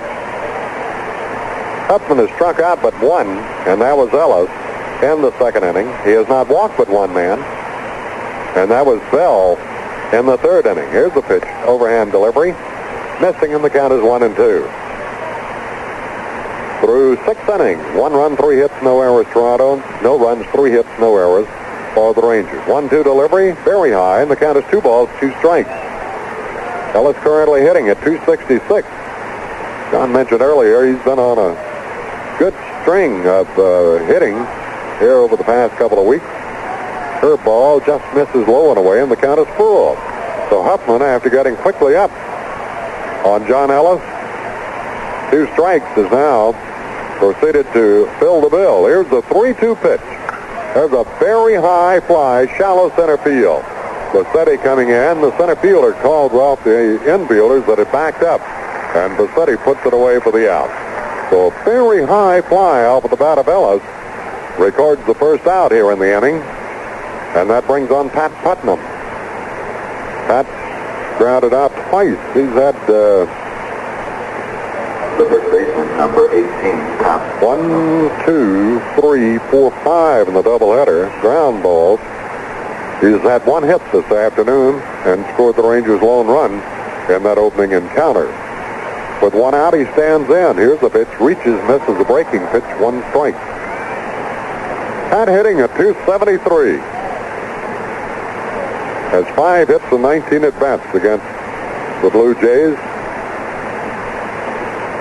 Here's the 1 strike delivery. Another change up a little off of the breaking ball. The count is 1-1 that missed outside. Here's the 1-1 pitch. Fastball ripped right back to the mound and speared by Phil Huffman. Tosses to Mayberry. 2 men are gone, and that ball was really smoked. But came up nicely for the pitcher, Huffman, to make a stab of it, and he did so cleanly and tosses out Putnam for out number 2. Here's Mike Jorgensen playing center field in this 2nd game. Fouled out and grounded out. Nothing out of 2. He's hitting an even 500 against Toronto this year, 6 for 12. Pitch slow and away, ball 1. Here in the 7th with 2 outs and nobody on. I noticed Kern, who had warmed earlier, came to the dugout after the last half inning. Pitch in for a strike, and it's 1-1. So apparently he feels that Pat Corrales needs some relief, that he's warmed and ready. But Farmer apparently will stay in a little while longer. Breaking ball misses low. Count of 2 balls, 1 strike. 16,531. 1-6. All right, Huffman ready with a 2-1 pitch bounced in. The count is 3-1. The attendance this afternoon for the double dip, 16,531. Huffman with the new baseball rubs it up a little bit and comes back up on the rubber to view the sign flashed out by Rick Cerrone. He's ready, and here's the 3-1 delivery. Hacked on the ground, wide to first. Mayberry fields, picks up, underhands it to the pitcher, and he almost missed the bag, but does a double step and gets his foot on it. 3-1, the Rangers are gone in the 7th, and at the end of 6.5 still, it's Toronto 1, Texas nothing. You know, it's amazing what a fresh coat of sealing paint will do to brighten a room. And that's a good place to start your cleaning and painting. At your Cook Paint Decorating Center, you will find the kind of sealing paint you need for the texture or finish you want. And then for walls and trim, a fantastic color selection and your choice of paints. There are all sorts of color samples and how-to-do-it booklets to help you. And your cook man is always ready to advise you on how to do the job easiest and best. Cook Paint, a good place to start your bright ideas for decorating. The Rangers are proud to announce that the 4th annual Texas Rangers Yearbook is now available to all fans during the '79 season. The 40-page annual is filled with full-color action pictures, as well as information on all the Ranger players and promising minor league prospects. The yearbook is available at Arlington Stadium for $2, or fans may order one by mail by sending a check or money order for $2 plus $1 for postage and handling to Rangers Yearbook, P.O. Box 1111, Arlington, Texas, 76010. Arlington. For the good times in '79, enjoy Six Flags over Texas, the capital of fun for everyone. Or 10 minutes to the east, the Southwestern Historical Wax Museum, featuring more than 180 personalities from the Old West in wax. Or visit Traders Village, open every weekend. It's the Disneyland of flea markets, featuring special events year-round. May 20th, see the 2nd annual Experimental Aircraft Show at Arlington Municipal Airport. Arlington, for your springtime good times. Center fielder Rick Bossetti leads it off, nothing out of 2. Flight out and struck out. And Ed Farmer's come all the way, ready to work to him, and here's the pitch. Lifted foul off to the right, and that'll carry back out of play. After 8 innings in New York, it's the Yankees 12 and the Angels 3. New York 12, California 3. They're now in the 9th inning. Had a rain delay up there. Got the ball game back underway. And the Yankees immediately came up with 5 big runs. Here's the 1-strike delivery, swung on and nubbed foul. Rolls behind the plate. Farmer up on Bossetti quickly, 2 strikes. Woods and McKay due to follow here in the 7th inning. Still 1-0, the only run back in the 3rd inning. And right-hander Phil Huffman's made that stand so far. There's the ball, hit foul. So 3 pitches and 3 foul balls, and the count holds at 0-2.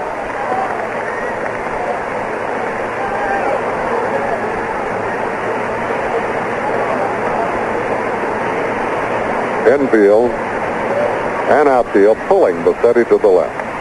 Slaps this one foul. He broke his bat on that. Hit it off of the handle, and practice you could hear it break off. Hit it off of the handle, and practice you could hear it break all the way up here. So 4 deliveries, and Bossetti has fouled all 4. Rangers winning Friday night and yesterday afternoon, 3-1. And so the Blue Jays come back this afternoon and win their ball game, and the score, what? 3-1. They lead this one, 1-0. Each team with 3 hits in the contest.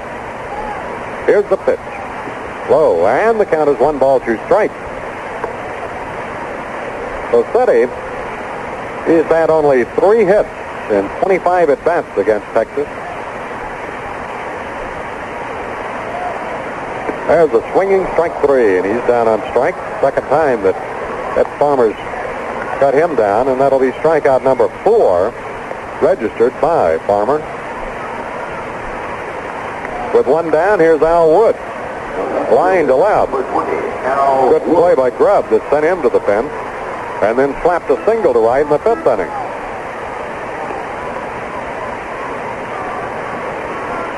Left-handed batter hitting at 262. Strike with a good one over the outside edge. 0-1.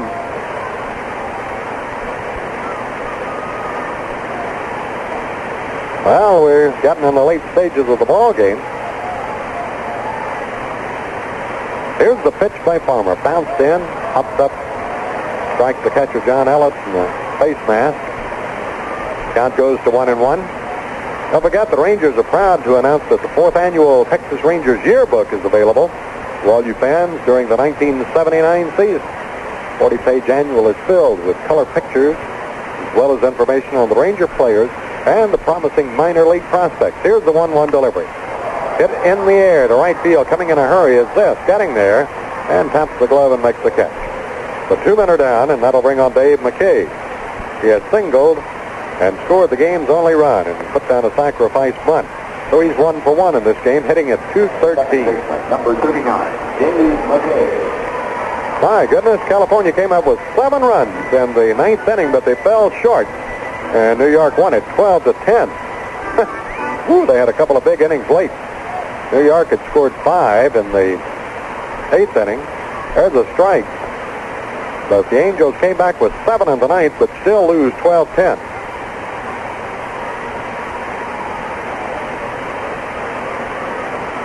Farmer works, and there's a high popper to left field. Not deep. Shortstop Nelson Norman backs in and says he'll take it and does. Puts it away, and the side is gone. That's the end of 7 innings with a score. Toronto 1, Texas nothing. It's AC Delco tune-up days at your All-Pro Auto Parts store. Worn or misfiring spark plugs waste gas and money, but your All-Pro man can help you tune up the right way with AC firing spark plugs, matched with the right Delco Remy ignition parts. The big black and yellow All-Pro sign stands for savings on dependable name brand parts, tools, and accessories. It's an automotive supermarket. While you're there, register to win free tickets to Texas Ranger baseball games. All-Pro Auto Parts, where there's always a pro to help. For a lot of people, there is only one weatherman. Don Burt of Rosser writes, I am a farmer and watch Harold Taft 3 times daily for real and accurate forecasts. Mike Lampkins of Richardson writes, What the public wants is an intelligent weather report, not a song and dance. Mrs. W.H. Dickinson, Jr. of Dallas writes, In our family, there is no choice. If we really need to know the weather, we listen to Harold Taft. Harold Taft. He predicts the weather. Texas News on TV5. You're in for a big shock during AC Delco's big Delco shock absorber sale. It means super values on Delco regular shocks and Delco heavy-duty shocks, both built bigger than standard 1-inch shocks. So, hurry on into a participating outlet in your neighborhood where you see the big Delco shock sale poster. Sale lasts until May 31st, 1979, or until supplies run out. Quality AC Delco parts and service at Carter's 301 Chestnut in Bonham are your assurance of a properly running vehicle. Carter's 301 Chestnut in Bonham. Marvell Blanks starts it off. He's 1 out of 2 as one of the 3 Ranger hits. Winning pitcher in that game between New York and California was Beatty, 1-1. And let's see. Or rather, 2-1. New York leading Montreal 4-1. That's the commotion. They put it up on the scoreboard in the Stanley Cup playoffs. And the losing pitcher was Chris Knapp. He's 2-1. Aikens hit his 6th homer in the 9th with 2 on. Nettles his 5th, the 2nd with 2 on. Blank swings on the first pitch and lines one into left center for a base hit. Bassetti goes over, cuts it off, and holds Blanks to a single. The Larvells 2 out of 3, and the Rangers got their leadoff batter aboard. Last man they had on was Nelson Norman, who's coming on right now, who doubled back in the 5th inning.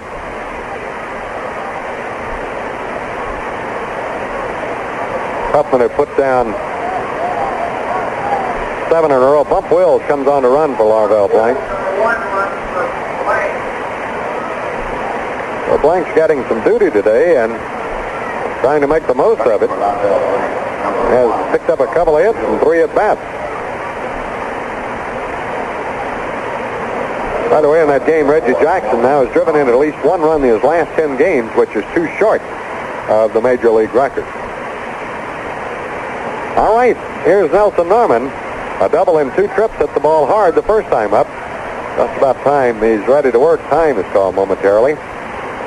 And Wills wants to do a little manicure work around the first base area. Have double barrel action down in the bullpen. Looks like Tom Buskey, a right-hander throwing. Can't get the number of the left-hander. Move over to first base and jumping back as Mayberry takes the toss is Wills. Rangers getting their 4th hit, so they now about hit Toronto 4-3, but they trail in runs 1-zip. Third baseman Baylor comes in close. Norman squares, bunts the ball up the first base side, foul. So the count is a strike. Mayberry grabs it and foul ground.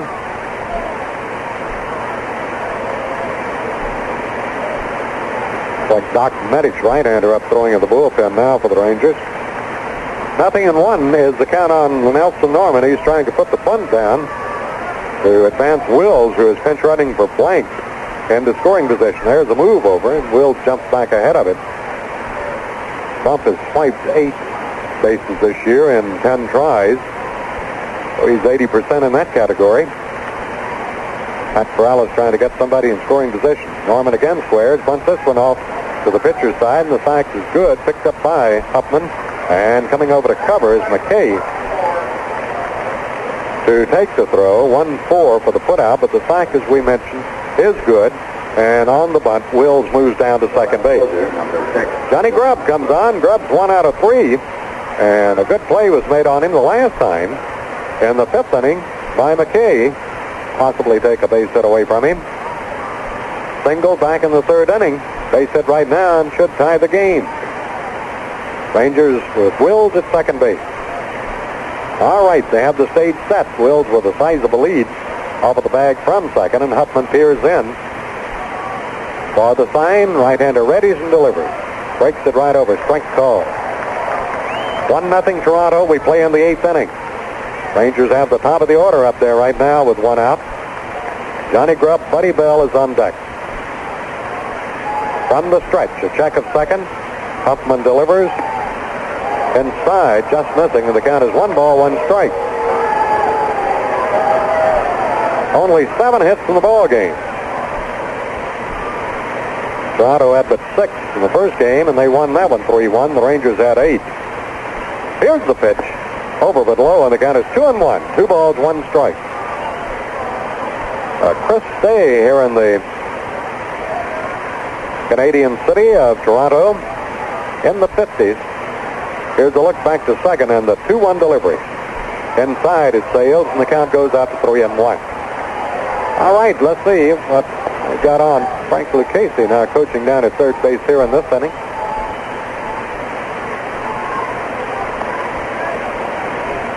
They come to the set position, does Huffman, and here's the pitch. Foul back on the screen. He had the green light. That fills it 3-2. Well, of course, you know that pitcher's got to come in with it on 3-1 or put him aboard. And this late in the ball game, if possible, you do not want to get that, what could be the winning run on the base pass. Huffman studies the sign of Rick Cerrone, looks to Wills at second, and works. He's going to go to third, and the pitch is high, and Wills steals third base, and Grubb walks. Cerrone did not even make a throw. Baylor a little late getting over there, but Wills steals his 9th base of the year. Boy, that was a costly blow perhaps for number 25, Toronto, because now Bell can get him home a number of ways. Fly ball. And Wills was running. Huffman didn't keep him that close, and he got a great jump on him. But then Cerrone did not even throw after Grubb took the ball for a walk. So the Rangers now have the tie run 90 feet away. Go-ahead run on it first. Here's the pitch, and Bell takes very high, ball 1.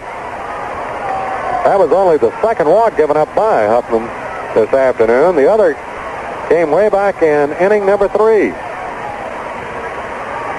So now they are setting double play depth. 1 ball to count on Bell.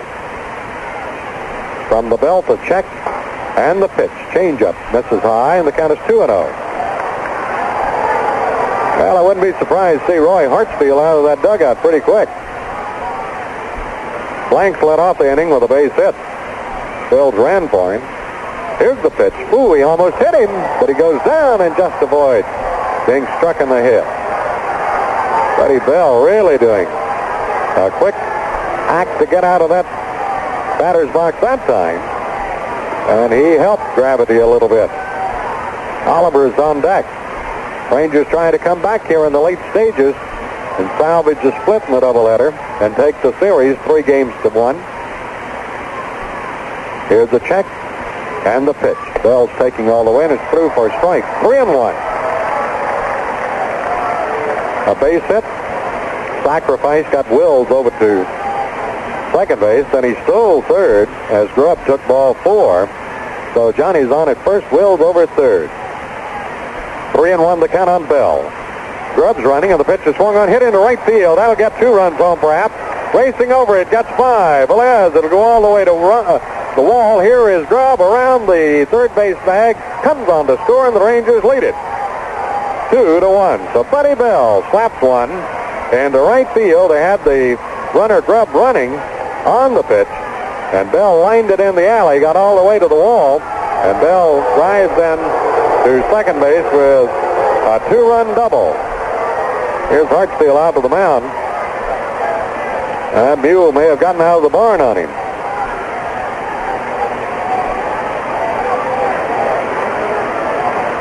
Well, he's going to go to the bullpen. Wills comes on to score. He was running for Larvell Blank to open the inning.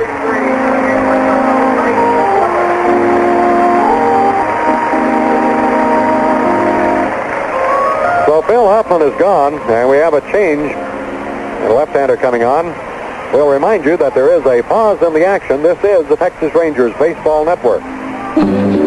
Just taking a wild guess, I'd say you were a sports fan. Your being tuned in for this Rangers game proves that. And more than likely, your interest is in more than just one sport.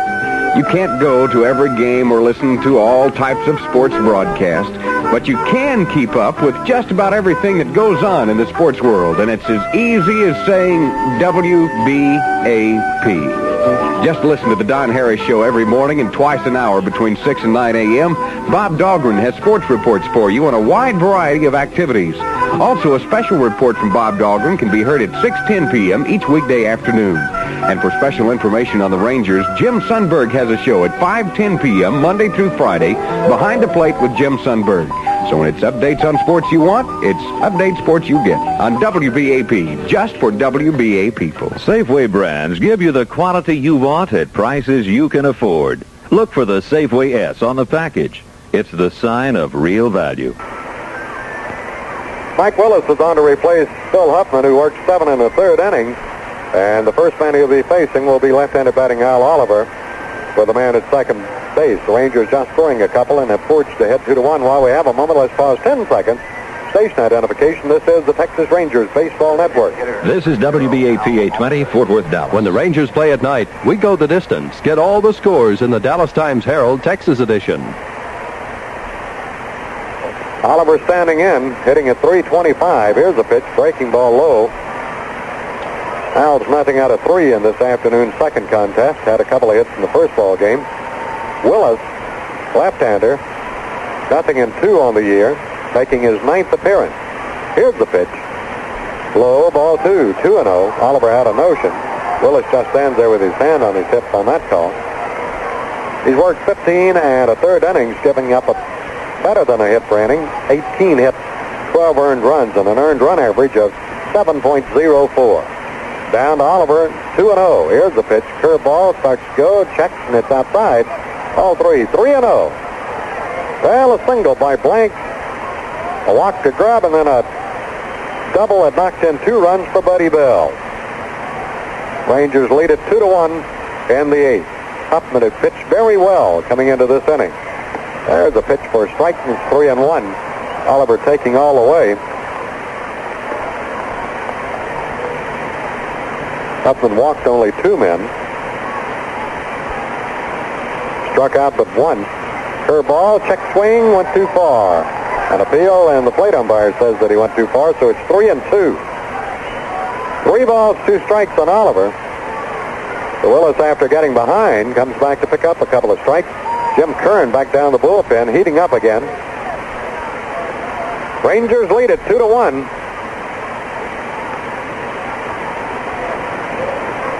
And a big payoff pitch right now to Oliver. Here it is. Swung on the ground of the shortstop. Grip and gloves, forces Bell back in. throws to first in time for the out.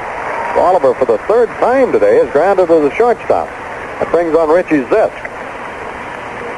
Now the left-handers joined Buskey out in the bullpen. Way down the left field line. Very difficult to pick up their numbers, the angle that they stand, because they're looking this way. All right, here's Zisk hitting at 204. Richie, nothing out of 3 in this game. Did not hit in the first contest. Chance to bring in a run. Check swing. The ball gets away from the catcher, Cerrone, and Bell had a notion, but Cerrone finally, after kicking it a couple of times, found it.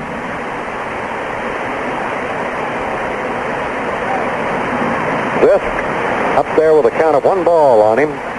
2 runs are in the inning. Rangers 2 and the Blue Jays 1. Blue Jays won the opening encounter by a count of 3-1.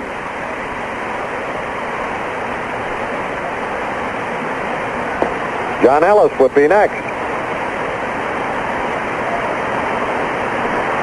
Wind blowing out toward right.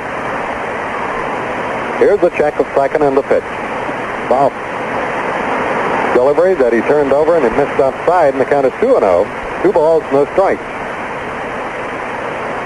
Well, Mike Willis, who came on in relief for starter Phil Huffman, got behind Oliver and then came back to get him out. There's a change. It breaks well. That's probably screwball, and it's 3-0. 3 balls, no strikes. And Zisk takes a look down third base to see if he's got the green light.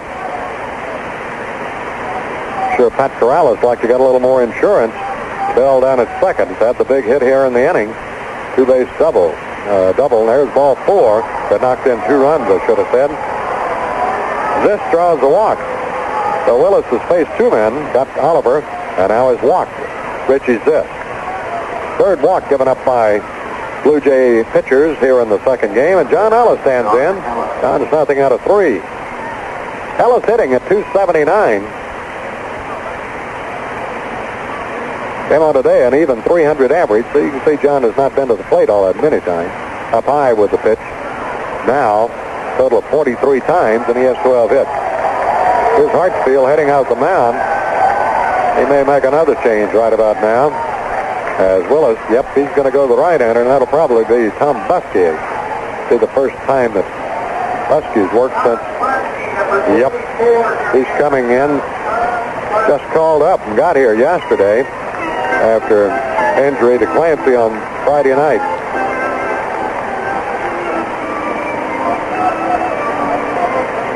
So Tom Buskey will be the man. So Mike Willis works the third of an inning. Does not give up a hit. He has the responsibility of one of the base runners, and that's Zisk, who drew the walk. Did not strike out anyone. And Tom Buskey. Your attention, please. Now pitching for the Blue Jays. Buskey here in the 8th inning. With now 2 out. He'll be facing John Ellis, right-handed batter. Another league action. First of all, in the National League this afternoon, Cincinnati won over Pittsburgh 7-3. Atlanta was defeated by St. Louis, the Cardinals 7, Braves 3. Houston got a shutout and won 3-0 over Chicago. Los Angeles 8 and Montreal 2. That's now through 7 innings of play. San Diego 4, New York 2. Also through 7 innings of play. And let's check. Philadelphia 7, San Francisco 3. That is now in the 7th inning. In the American League, Boston won over Oakland 8-2. Yankees won 12-10 over California. Seattle at Baltimore was postponed by rain. Detroit defeated Milwaukee this afternoon 6-2. Kansas City beat Chicago a 14-5. And Cleveland stopped Minnesota 3-2. And Wayne Garland got his first win of the year in that contest. Rangers in Minnesota for 3 games beginning tomorrow night. All right, here's Ellis with 2 men on. 2 runs are in. Buskey throws inside, ball 1. Buskey just called up yesterday along with Garvin. Murphy was given his release. There's a smash. Shortstop can't get it. Into left field for a base hit. Here's Bell around to score. Zisk will race over to third base. and it's a 3-1 ball game. So John Ellis comes through and pumps a hard single into left center field, scoring Bell easily from second base, and Zisk runs from first over to third. So Buskey greeted by a base hit. That run will be charged to the starter, Phil Huffman. So he gives up 3 runs, all earned. And Buskey has been greeted by Ellis with a base hit. Buskey hadn't won a ball game down at Syracuse. He had been in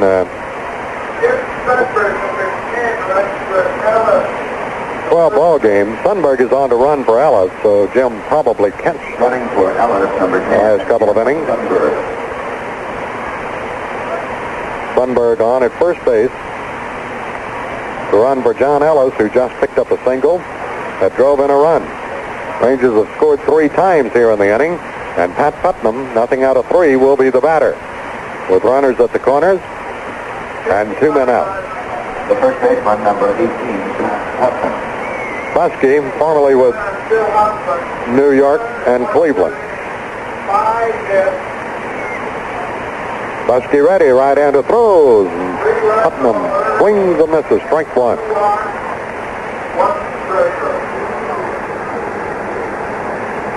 The guy over at third base, Richie Zisk, is the responsibility of the left-hander Mike Willis, who came on and worked the 2 batters.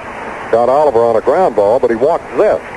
Buskey ready, throws, and there's a smash in right center field. Hard liner for a base hit, drives in a run. Center fielder comes up with the ball. Bassetti fires it back in, and Sundberg, running for Ellis, races over to third base. So Putnam comes through, stinging one sharply to the opposite side, and drives in a run. Now it's a 4-1 ball game. All of the Ranger runs coming in this inning. Well, that's not going to work either. So there goes Roy Hartsfield right back out of the mound, and he's going to go to the bullpen again. So Buskey gives up singles to Ellis and Putnam and gets no one out, and scored on twice. So he, in his debut here with Toronto, with whom he was with last year, not too impressive, of course. Sure that Tom would like to have gotten those people out of there. So we got another left-hander, Jim, and I didn't get the name of the guy coming on. Baylor Moore, left-hander. He was the one that was involved the other day in a big blowout where they had 3 battles in Minnesota. And Moore becomes the 4th pitcher here in the 8th inning. Slated to bat will be Mike Jorgensen. He'll be the 9th man the Rangers have paraded up there. The last run was charged to Willis, who did not give up a hit, but he did walk a batter. Rangers now made it a 4-1 ball game here in the 8th inning. And Jorgensen, nothing out of 3, will be the batter. So Baylor Moore is on the pitch. He's not won a game, nor has he lost one. This will be his 10th appearance. Nor does he have a save, but he has a sizable earned run average of 8.56, working 13 and 2/3 innings, given up 20 hits and 13 earned runs. Been tapped 3 times for home runs, walked 14 and struck out 5.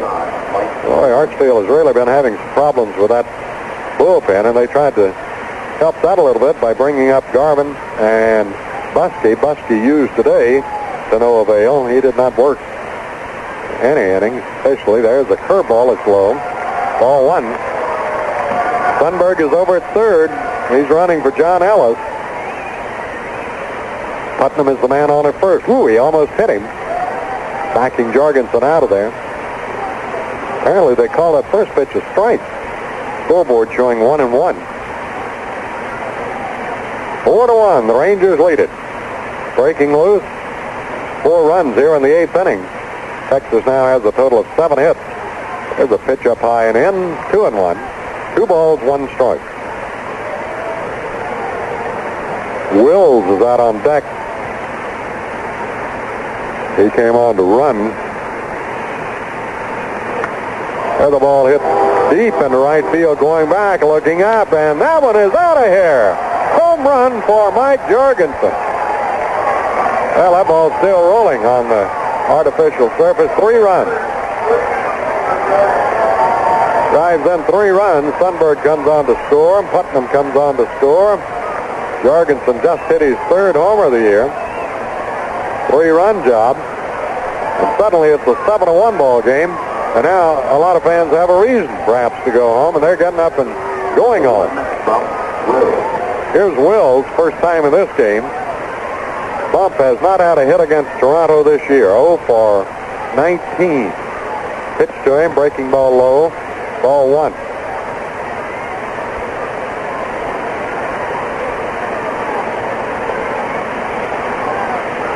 Outside, ball 2.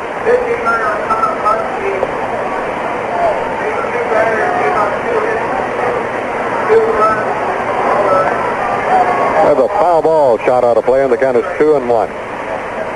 Well, Baylor Moore has given up a hit, and it was a home run to Jorgensen. Left-hander didn't bother him a lot. 2-1 on Wills, batting right-handed. Here's the pitch. There's a high fly ball to center field. Coming on is Vassetti. He's under it, puts it away, and that'll finally do it here in the inning. And Rangers come up with 4 runs. And after 7.5 innings, our score, Texas 4. Check me on that. They came up with 7 runs. And after play here in the top of the 8th inning, our score, the Rangers 7 and the Blue Jays 1. Here's to the guys who build our roads, all 4 million miles of them. This bunch for you. You're working hard all day just like you always do. Well, mainly in heavy highway construction, traffic's pretty rough to deal with. 55, 60 miles an hour, trying to flag traffic, it gets pretty rough. Yeah, we've had a couple people get off and drive down into the grade, get into the concrete. He came around and instead of following the barricades and that for the detour, he just drove right off, was buried to his bumpers by the time he got finished. 10-inch thick concrete. He was surprised, and we tried to have the guy arrested and wound up having a highway patrol drive in and pulling right behind him do the same thing. This bunch for you. Yeah, that distinctively clean, crisp taste that says Budweiser. For all you do. This Bud's for you. Anheuser-Busch, St. Louis. Jack, Jack in the box. We're really cooking now. A jumbo jack, a Moby Jack, a bonus jack. A super scoop of fries, I have a breakfast shack. The onion rings, the natural thing, the secret sauce is still the boss. The tacos really taco, and the food never stops at Jack in the Box. The food never stops at Jack in the Box. Jack, Jack in the Box. Now you're cooking, Jack. Jack in the Box restaurants. Jack in the Box. We're really cooking now. Catcher Rick Cerrone takes the strike. Well, Ed Farmer been cruising along with a 3-hitter, but trailing 1-0.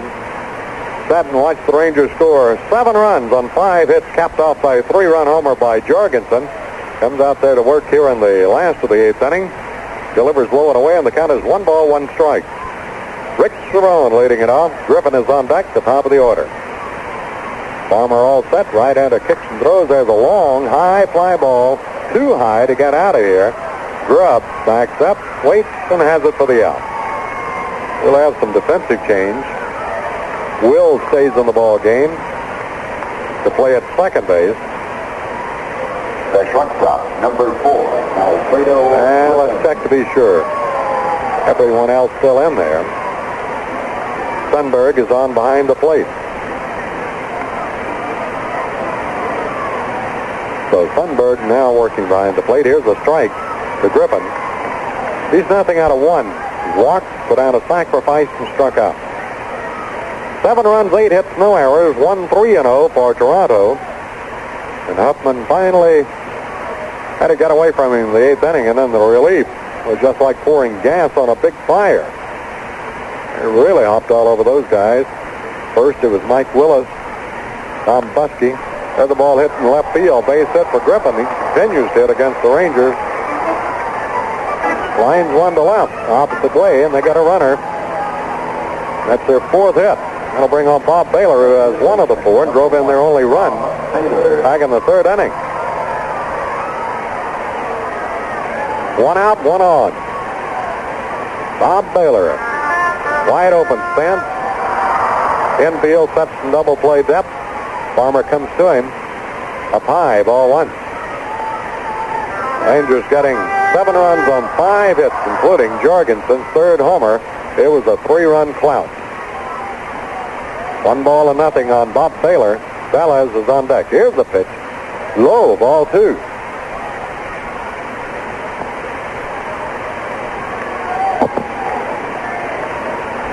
Farmer walks in behind the mound. Now comes back up to read the sign of John Ellis. Readies himself and now steps off. Comes back and ready to work. Pitch is high. Ball 3. 3-0. Farmer has walked 5 men today and struck out 4. Corrales goes out of the mound. And Jim Kern, right-hander, gets up, starts throwing in the bullpen for the Rangers. Corrales wants to find exactly how he feels right now. And of course, you always revert to that thing about, well, he sat on the bench a long time, and he did. The Rangers scored 7 runs. But I'm sure Ed was quite happy to do that because he is trailing in the game heading into the 8th inning. Rangers been shut out on only 3 base hits. They came up with 5, including the 3-run homer, and now lead the ball game 7-1.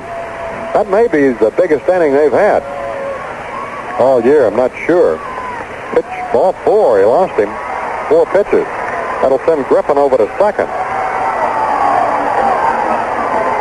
And that is walk number 6, surrendered by Ed Farmer. Number 19, Otto Velez. Otto Velez, nothing out of 2. Right-hander batter, looks at one up high, ball 1. 2 on for the Blue Jays with only 1 out. And they're getting into the meat of the order. Pitch, strike called, 1-1. Right in there. With 1 down, the Rangers love to see the ground ball right now for the double play. Here's the pitch. Curveball, strike 2. Nice pitch. Velez didn't like the call. But this guy has not had a hit against Texas all year. Of course, he hasn't played in every game either. Here's the pitch. Swing. Ooh, there's a long drive. Way back. Look out. That one is out of here. Well, he's out of hit now. He hits the 3-run homer. Griffin scoring from second. Baylor from first. And Otto Velez has really cranked up and cracked one out of here. So don't go away. It's 7-4. Here's Corrales coming back out. He's going to go to Kern right now. I guess he figures that's enough. So, let's check and see.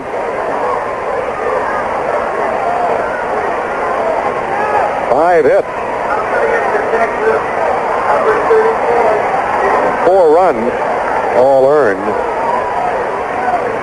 Struck out 4 and has walked 6. And that one came on to Honey.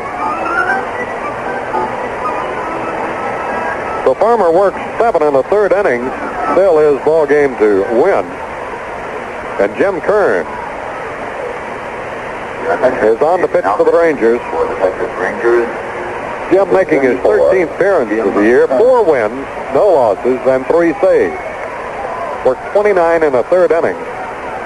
Less than a hit per inning, 27. Given up 10 runs, only 5 of which have been earned. Not allowed a home run. And walked 16.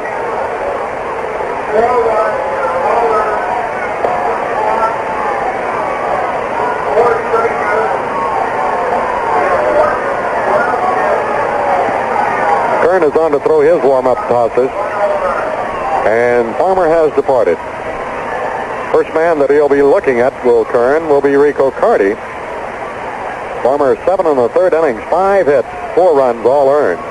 Struck out 4, walked 6, and uncorked a wild pitch.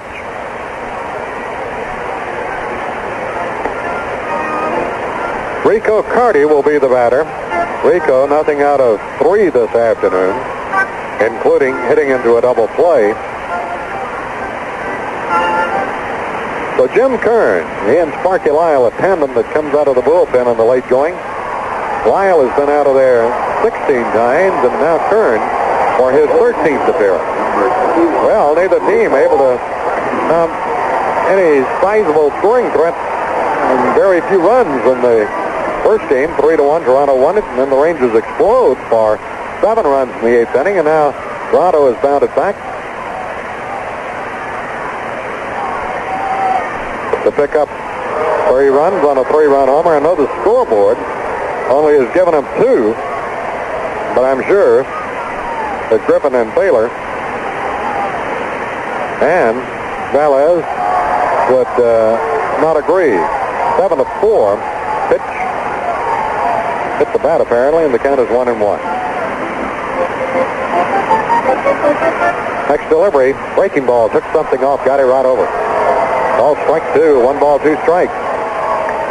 Noting that Kern was so impressive against Kansas City when he struck out the last 5 men in a row and retired 14 of the 15 that he faced. He was using a lot of curveballs and changeup. There's a pitch swung on a miss. He struck him out. Well, that's what a guy like Kern got, that hard heater, he calls it, and come off of that bench and strike out a batter. And now there are 2 men out. Here's John Mayberry. John's nothing out of 2. Has been on once and a walk. We're in Toronto's half of the 8th inning. 7-4 ball game. Notice they've corrected that up on the scoreboard now. They have 4 runs on 5 hits. Rangers 7 runs on 8 hits. Both clubs now with a 3-run homer. Rangers by Jorgensen. Velez hit 1 for Toronto. Down low, the delivery to Mayberry. Ball 1. On deck is Rick Bossetti. The Jim Kern on, ready to work. Here's the pitch. Hard swing and a foul ball. Nubbed off to the right side, and the count is 1 ball, 1 strike. Don't forget the Rangers in Minnesota as they start a very important 3-game series for the Twins tomorrow night.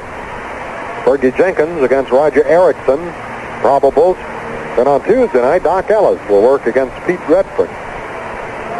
Right here, a 1 ball, 1 strike count on John Mayberry. Pitch is up high and taken, and it's 2-1. Wednesday, John Matlack goes against Paul Hartzell, and the Rangers out to the West Coast for the first time this year to play Seattle. 3-game stand. Here's the 2-1 delivery. Foul ball. Hammered back into the crowd. Count holds at 2-2. 2 balls, 2 strikes. 3 runs are in for the Blue Jays here in the 8th. To make it a 7-4 Ranger lead. Toronto had held a 1-0 lead since the 3rd, so the Rangers got 7 in the 8th inning.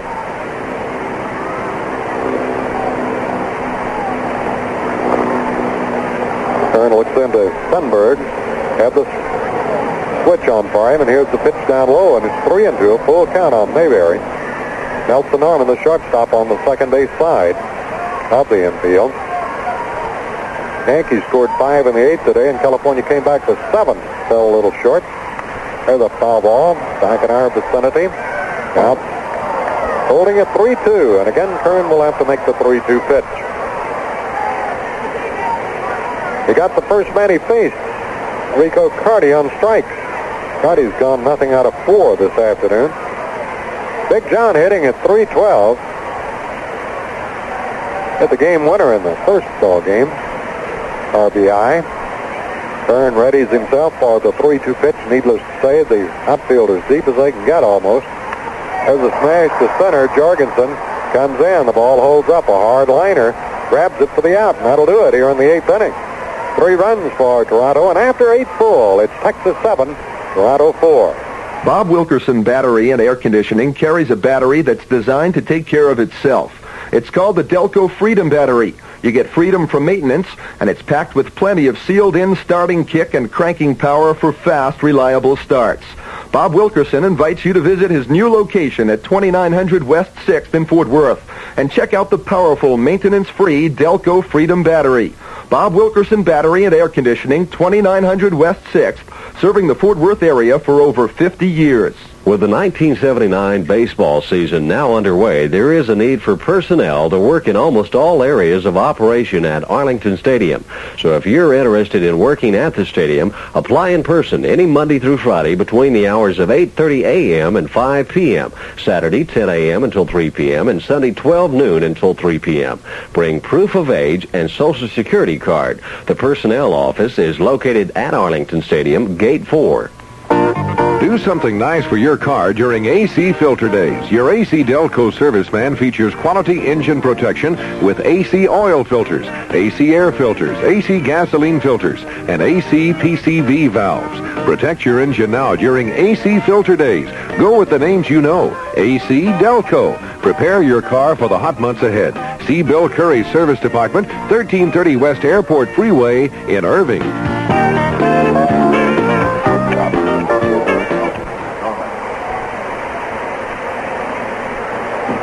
Nelson Norman, the shortstop for the Rangers, starts it off. He's 1 out of 2 with a sacrifice. Baylor Moore bounces one in there. Well, there's 10 runs scored in the last inning, in the 8th inning. 7, fortunately, by Rangers, and 3 by the Blue Jays. And it's a 7-4 ball game. We're ready, and here's the pitch. Strike call.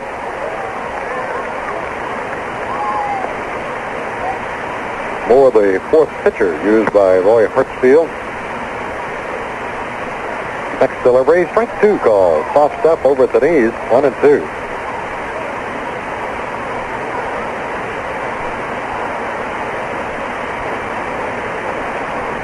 Moore studies the sign and ready to work. Delivers, swung on a slow tap, third base side, charging as Bob Baylor picks up, throws, and just gets him. Long stretch by Mayberry. Shorter guy might not have been able to make that play. And third baseman Bob Baylor had to really charge to nip Nelson Norman going down that line at first. Top of the order, John Grubb slated to be the batter. Whether he will or not, well, he's not going to bat. Billy Sample, as the stick comes out of the dugout. Sample played the first ball game and failed to hit 3 plate appearances. So Sample will hit for Grubb here in the 9th inning. And apparently will stay in to play left field. Final score, Los Angeles wins again. That's 7 in a row they won. 8-2 over Montreal. Sample batting for Grubb.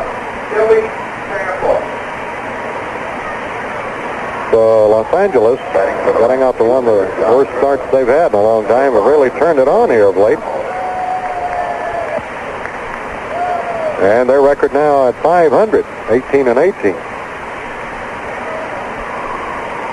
Billy Sample coming on, hitting at 258. Pitch is high, ball 1. 1 out with nobody on. Buddy Bell is the man on deck. Bell had the big 2-run double 8th inning that broke the tie. There's the pitch that's outside. Ball 2, 2-0. And then a walk to assist.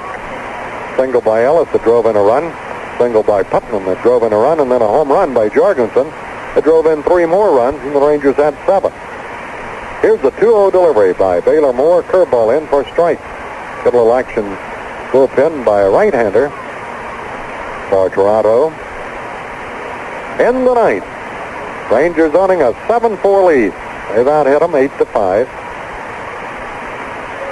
Pitch outside, ball 3, 3-1. If you look ahead for Toronto in the 9th, they have the lower half of the order up there. Bassetti, Woods, and McKay. Here's the pitch, curveball, gets it over, and the count is full, 3-2. 3 balls, 2 strikes. Grubb He led off today in the second game, was 1 out of 3. Also walked and scored a run. Ball 4, down low. So Sample comes on to pinch bat for Grubb. Picks up a walk.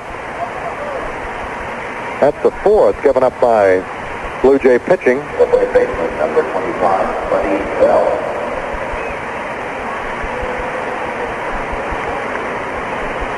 Here's Bell. He has 1 for 3, including a walk. He's driven home a couple of runs. Gets that one over, does Taylor Moore, and the count is 1 strike. 0-1. 1 out, 1 on. Both clubs waiting till late to score very much. 1 out, 1 on. Both clubs waiting till late to score very much. Pitch swung on, bouncer over the middle. Here's Griffin grabbing, throwing to the second baseman who is dumped by Sample, but he throws back to Mayberry at first base in time for the double play. That one goes from 6-4 to 3. That'll do it. Here in the 9th inning, Rangers having the double play turned against them, and they leave no one on. They did not have a hit.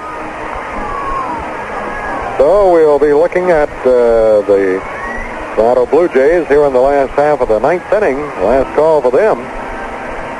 By the way, the Rangers' 7th annual Farm and Ranch Night will be Friday, May 25th. That'll be when the Rangers are playing the Seattle Mariners in a doubleheader, beginning at 5:35. Co-sponsored by Delta Airlines and Texas Agricultural Products. Farm and Ranch Night is a salute to Texas' famed agricultural industry. There will be many special prizes for lucky fans, including a Delta Dream Vacation for 2 to Reno and Lake Tahoe. And between games of that doubleheader, players from both teams will be competing in such events as hog calling, cow milking, and egg tossing. That's Farm and Ranch Night, Friday, May 25th. We were talking to you a little earlier about the Texas Rangers yearbook. Well, you can get that by picking it up at the stadium for $2, or your fans may order one by mail. You send a check or money order for $2 plus $1 for postage and handling to Rangers Yearbook, Post Office Box 1111, Arlington, Texas 76010. For the Blue Jays, the center fielder, number 20. Here's Rick Bassetti, center fielder, nothing out of 3. He's nothing out of 6 for the afternoon. His batting average at .265. Right-handed batter. Final call for the Blue Jays, down by 3 runs, trailing 7-4, and Jim Kern works hard and high, ball 1. Mike Farmer went the first 7 in the 3rd innings, 5 hits and 4 runs. Very hard, and again out of the strike zone up. 2 balls, no strikes. Kern ready, and the right-hander throws a strike. Nothing but 3 hard fastballs to the first man up there, Rick Bassetti. And a considerable distance away from the plate. Hard swing and a miss, strike 2, and the count levels at 2-2. He just reached back and pumped that one right by. Al Woods will be next.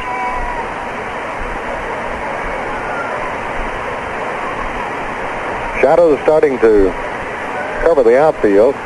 Foul ball off to the right, 2-2.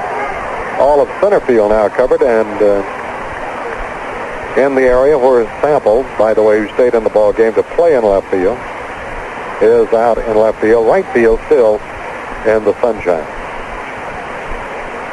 The 2-2 pitch swung on a comeback right through the middle of the diamond into center field, and Bassetti leads it off here in the 9th with a base hit, picked up by Jorgensen.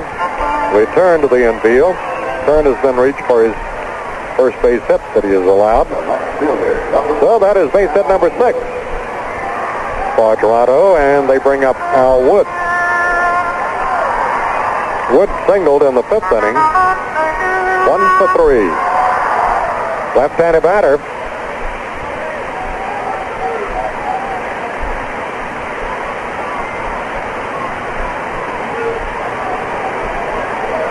Kern checks the position of the infielders and outfielders before working to this left-hander, and the pitch comes down very high, ball 1.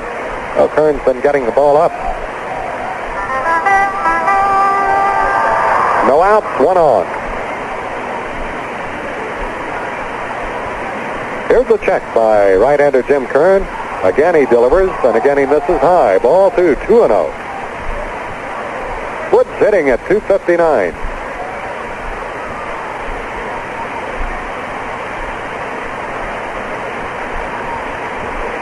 From the stretch, the pitch. There's a strike fired right down the middle. And Al Woods, the left fielder, taking all the way. WBAP 820, Fort Worth, Dallas. For the rundown at sundown and what's up at sunup, pick up Dallas all-day paper, the Dallas Times-Herald. Pitch. Started to go and held up, and the pitch is up and inside, and it's 3-1. We're going to get a little left-handed activity, and that'll be Sparky Lyle starting to heat in the Ranger bullpen. We're in the bottom of the ninth inning. 3-1 the count. Here's the check on the pitch. Swung on, driven into left center, base hit.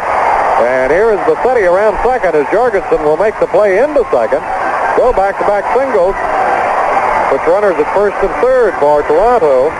Kern has been greeted here in the ninth by a couple of base hits. He got the final two outs in the eighth inning with a strikeout and a liner to center, and Pat Corrales comes out of the dugout. He wants to head out the mound because now with nobody down, he has a potential tie run coming to the plate, and that would be Dave McKay. He's 1 out of 2 in this game. Lyle starting to throw, and of course, Walter wants to give Sparky a little time. Come on and work. Lyle worked in the first ball game. Got the final 2 outs in the eighth inning, and of course with Toronto leading, made him not bat in the ninth inning. All right, a single by Bassetti, a single by Woods, and the Blue Jays have runners at first and third. And here's Dave McKay, the second baseman. We say he is 1 out of 2 and has scored a run. Left-handed batter against right-handers stands in. Here's the check of the pitch. Foul ball back to the screen. Kern came at him very hard and looked to be in on him a little bit, and he just got a piece of it and fouled it back. So it's 1 strike. Blue Jays now have 7 hits. The Rangers have out hit them by only 1. Both clubs with 3-run homers in the eighth inning. All right, 1 strike. Kern from the stretch delivers. There's a blooper foul over the third base Toronto dugout. And Kern works in front of McKay. 2 strikes. Rick Cerrone, the catcher, is on deck.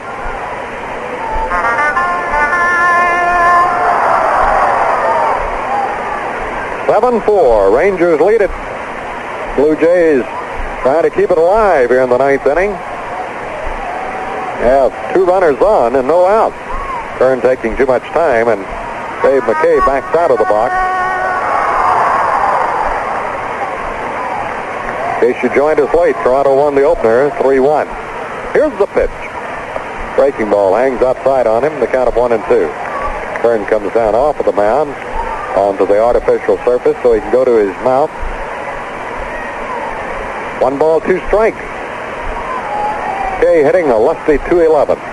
Here's the pitch. Call strike 3. He got that one over a nice breaking pitch from Jim Kern. Second strikeout. Now there's 1 out. And the infield with runners at first and third would certainly look for the double play.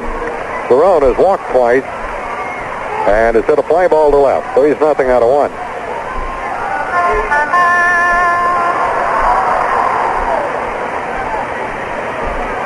One down, 2 on. Here's the check and the pitch. Nice breaking ball over strike call. Lead off single by Bassetti, and then he was singled over to third by Al Woods. 1 out, 2 on.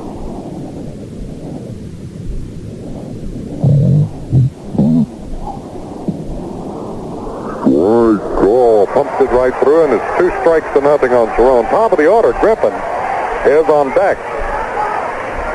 Guy's been a tough out for the Rangers. Cerrone batting at .225. Right-handed batter. Here's the check, the pitch. Bouncing ball to Bell at third. Let's see, he goes to second for 1, the throw back to first. Not in time, and a run scores. Boy, that was close. And Cerrone beats the throw. They got the runner, Woods, going down from 5 to 4, but Wills relay to first baseman Putnam. is not in time.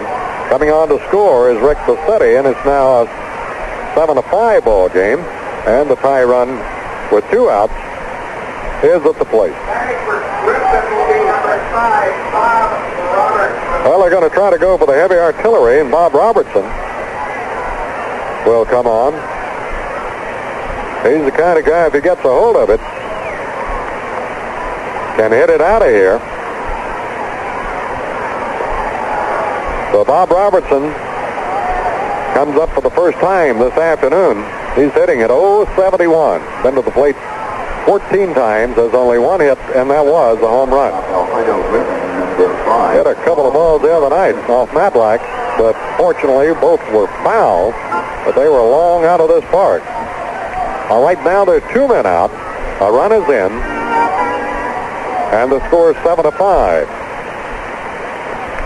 Roy Hartsfield, the manager, has gone to the bench. And Robertson will hit for Alfredo Griffin. Here's the pitch. Robertson takes inside a ball. Griffin was 1 out of 2. Singled and scored a run. Had a double and a triple in the first ball game. Scored a couple of runs. 7-5 contest. Kern works. High, ball 2, 2-0. He gets the board. Bob Baylor is slated to be the next man up there. 2 balls, no strikes. Kern has struck out a couple, given up 2 base hits, one of which now is scored. Here's the pitch inside, ducks out of there, and the count is 3-0. And now Robertson wants to check with Harry Warner, the third base coach, if he might have the green light. I suspect they would be having him take.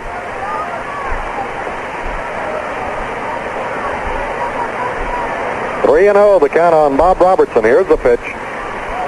Ball 4. He walked him 4 pitches down. Second base moves Rick Cerrone. And that's the first walk given up by Kern. That's the 7th walk Ranger pitching has allowed this afternoon. And now here's Corrales going to the mound. It's going to be all for Kern, and Sparky Lyles called on for the second time this afternoon. So Kern works an inning and a third. Gives up 2 hits, strikes out a couple, walks 1, has allowed a run, and has the responsibility of the 2 runners aboard right now. We mentioned Kern worked 2/3 of an inning in the first ball game and did not allow anything. Had a fielder's choice, got a run home, but that was charged to the starter, Doyle Alexander, who suffered the loss. So Sparky is on, and this will be his 18th appearance, and this the Rangers' 32nd game of the year. He's worked 23 innings, 14 hits, 10 earned runs, given up 3 home runs, walked 6, struck out 7, with a record of 2-2, and he also has saved 5 ball games. Well, he can pick up a save right now. He can get Bob Baylor out of there, and Baylor, that guy to a strikeout. He's 1 out of 3 singled and knocked in the first run of the ball game, which stood up from the 3rd inning until the 8th inning when the Rangers erupted for 7 runs on 5 hits. Baylor also had 1 hit, 4 plate appearances in the first ball game. And now the Blue Jays, with 2 outs, as the tie runs on. Kern works an inning and a third, and here's Lyle trying to nail it down. For Ed Farmer, who started, went the first 7 in the 3rd inning, gave up a 5 hit, 4 runs. Here's the pitch. Strike with a good slider. Baylor, a right-handed batter up there, and a tough man to strike out.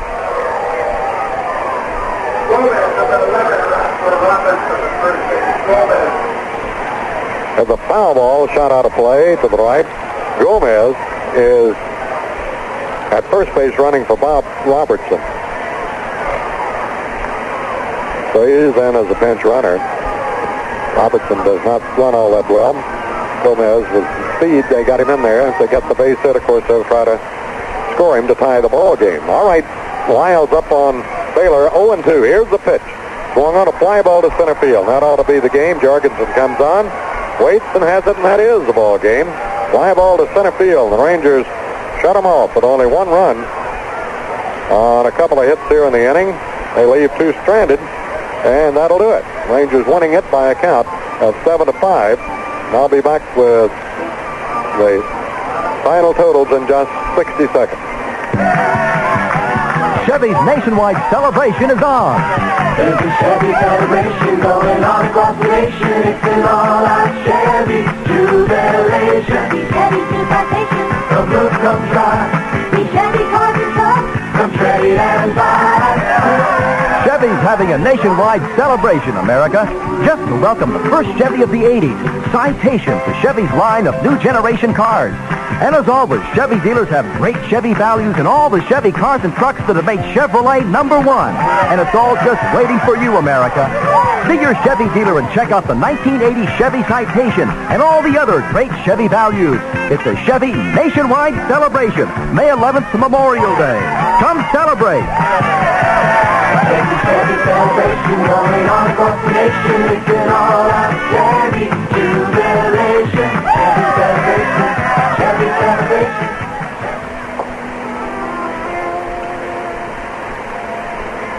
Well, the Rangers draw a split. They erupted for 7 big runs in the 8th inning and win it by a count of 7-5 over Toronto here this afternoon. The Blue Jays won the first game 3-1. Totals on the contest: Texas 7 runs, 8 hits, no errors, 4 left on. For Toronto, 5 runs, 7 hits, no errors, 6 been left on. Winning pitcher was Ed Farmer, and Ed picks up his second win against no setbacks, going 7 in the 3rd inning. And Sparky Lyle, the second reliever, was in there for a third of an inning, got his 6th save of the year. The losing pitcher, Phil Huffman, now a record of 2-4, and Willis, Buskey, and Moore also worked in this afternoon's activity. Rangers winning it 7-5. Game-winning run batted in was by Buddy Bell's double in the 8th inning that knocked in 2 runs.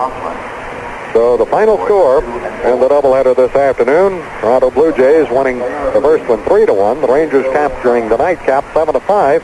That's the Rangers win 3 of 4 here in Toronto. That final score again: Texas 7, Toronto 5.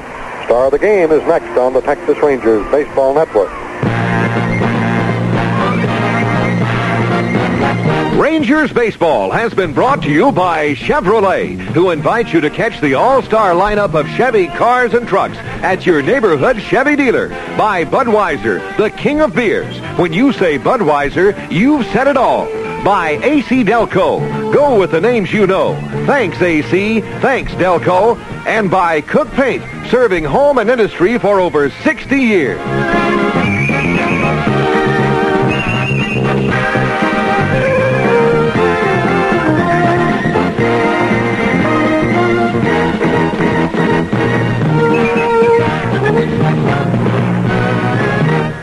To get that friendly feeling, that come on neighbor, how you feeling?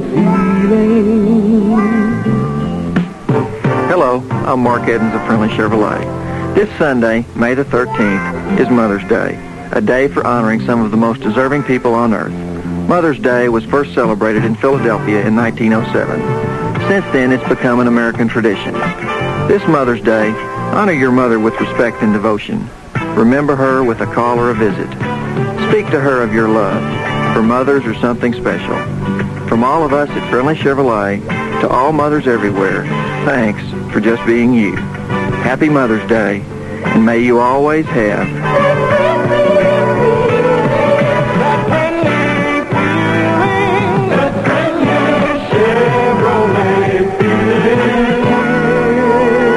Friendly Chevrolet, Lebanon Inwood.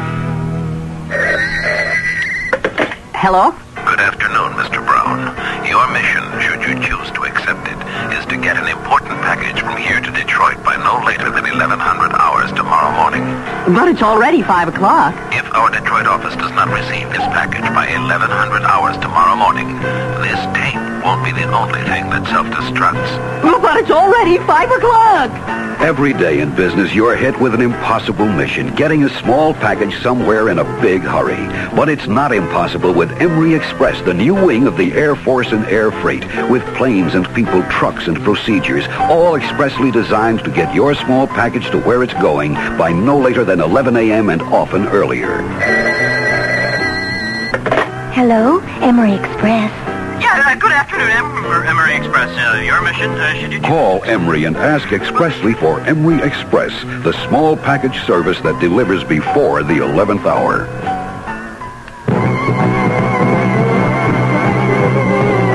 It's Rangers wrap-up time, brought to you by the people in your town who bottle delicious, refreshing Coca-Cola.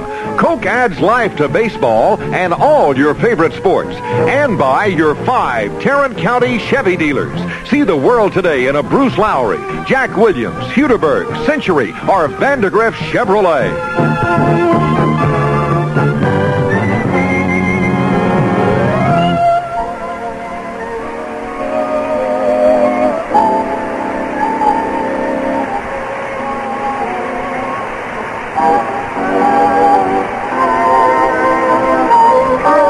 Rangers come back to win the second game after dropping the opening encounter here this afternoon, and they won 7-5. In the opening encounter, Mark Lemongello defeated the Rangers 3-1. Alexander took the loss. Second ball game, Bill Huffman takes the loss as Texas won it 7-5. Winning pitcher Ed Farmer with a save going to Sparky Lyle, his 6th of the year. 7 runs, 8 hits, no errors for Texas. 5-7-0 for Toronto. So the Rangers win 3 of 4, and now will be on their way to Minnesota. Star of the game will continue in just 60 seconds.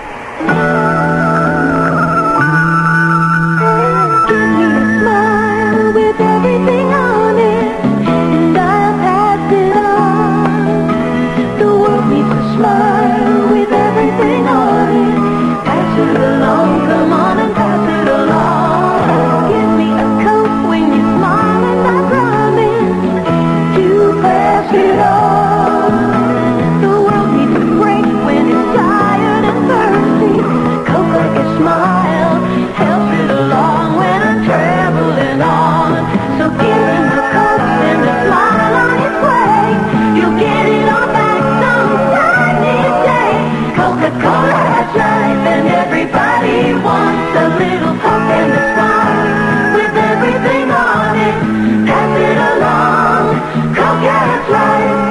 Coca-Cola has life. Coach for the Rangers, the man that has won the respect of the ball players by his hard work and dedicated duties of being right on the ball all the time, and that's none other than Fred Koenig. And Fred, a lot of people that sit in the stands don't realize the importance of that guy at first base, but a lot of things pop up during the course of a game. Well, there's some communication that goes on between the players, the manager, and the third base coach, with the first base coach. And Pat gives us pretty good freedom as to how we communicate with one another, and he likes things that way, and he lets us do that. You got a man on first base, and he's trying to watch what's happening with the coach at third base. He may miss that sign, so you've got a system that you can also flash that sign to the guy. Well, we use a system that is, that gives you a backup safety valve system that we use with myself. I use 1, 2, 3, and 4 on a finger. Just no big secret. If they're in doubt, we have a system with the numbers that we give them the sign that's, just been flashed from the third base coach. But that is one of the real important things, because you miss a sign, the runner does, or the batter, and you've got problems. Well, the manager has a definite idea the action of the baseball game and the trend of the game is going. And when you miss a sign, you really upset your whole program for that particular time at bat or that number of outs. So, it really throws you out of balance and out of kilter is what happens to you, and you have to really restart and start all over again. So, signs are important in the game, though. And they can be a situation develop where they can take you right out of what could have been a big inning. Well, I think we've had several times this year where we've missed some hit-and-run signs, and, we're human, too. We're going to miss some signs, and we've had this thing come up where we've hit into double plays and things, whereas we would have continued our inning. Now, at this time in place, we're out there in a pennant contending position. We think we're going to win it, and we're not going to be able to afford ourselves the luxury of, just saying we're going to play on a day-by-day, ball game basis. We have to go out and make things happen. Well, that's part of our making things happen, is being exact in what we do and executing perfectly. Fine, we'll continue visiting with Fred Koenig in just 60 seconds. Your Tarrant County Chevy dealers announce a nationwide celebration. It's a Chevy celebration going on across the nation. It's an all-out Chevy jubilation. Chevy citation. Come look, come try. See Chevy cars and trucks. Come trade and buy. Right now, your Tarrant County Chevy dealers are having an all-out Chevy jubilation, and each dealer is giving away a $500 United States savings bond free. For your chance to win one of these $500 bonds, come by any Tarrant County Chevy dealer and register. While you're here, check out the values on all the Chevy cars and trucks that have made Chevy #1. Don't forget to register for your chance to win a $500 savings bond only at your Tarrant County Chevy dealers. Udaberg Chevrolet, Bruce Lowry Chevrolet, Vandergrift Chevrolet, Century Chevrolet, and Jack Williams Chevrolet. It's a Chevy celebration going on across the nation. It's an all-out Chevy jubilation. Chevy celebration. Chevy celebration. Fred, another thing, when a guy gets a base hit, and it may be one of the situations where the ball looks like it could go between the outfielders, and that runner sometime coming down there as fast as he can will lose sight of the baseball. Now, that's the first base coach's job to find out exactly where and whether to put the brakes on him or let him go. Yeah, you'll encourage him to make a wide turn at times, and then to pick up the ball, particularly when the ball's in the left field area for the right-hand hitter when it's on down the lines. Really that is your responsibility to take him around and going on into second. Part of when he gets there, so on and so forth, you've got to remind him the number of outs, and if you play baseball by the scoreboard, and no matter how we play, what position we're in, the number of outs dictates how we play, and all these things is what you're trying to convey to the guy when he gets there.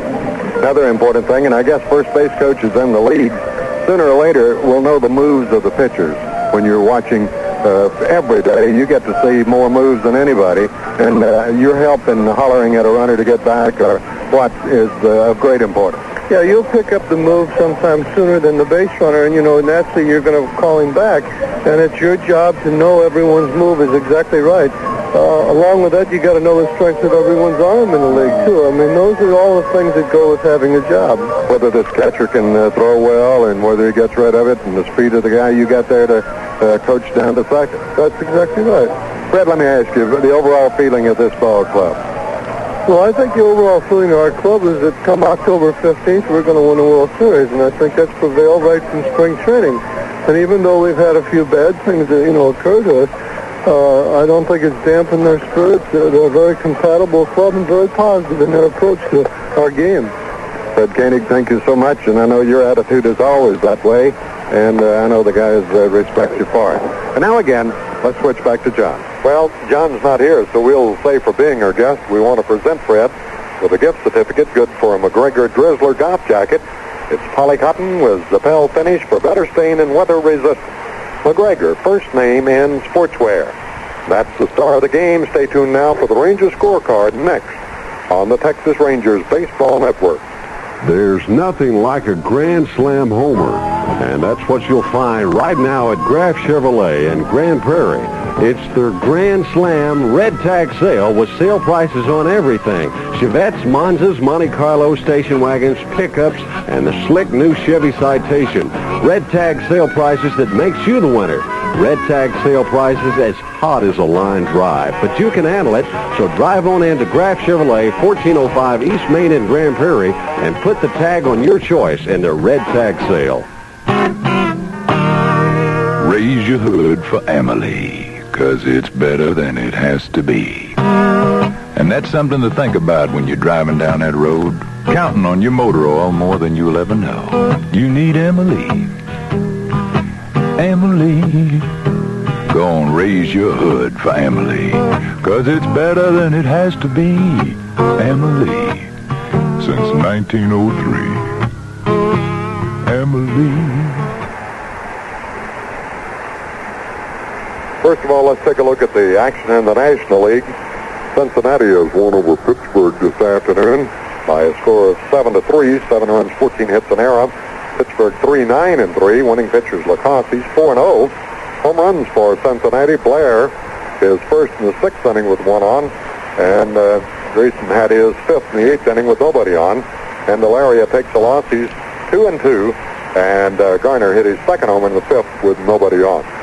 Let's pause right now before we continue with the scoreboard for station identification on this, the Texas Rangers Baseball Network. WBAP 820, Fort Worth, Dallas. When the drains don't work, Roto-Rooter does. Call Roto-Rooter for help from the pros. St. Louis won this afternoon over Atlanta, 7-3. For the Cardinals, 7-11-0. The Braves, 3 runs, 6 hits, 1 error. Niekro takes the loss. He's 3-6. Murphy hit his 10th homer in the 9th inning for the Braves with 1 on.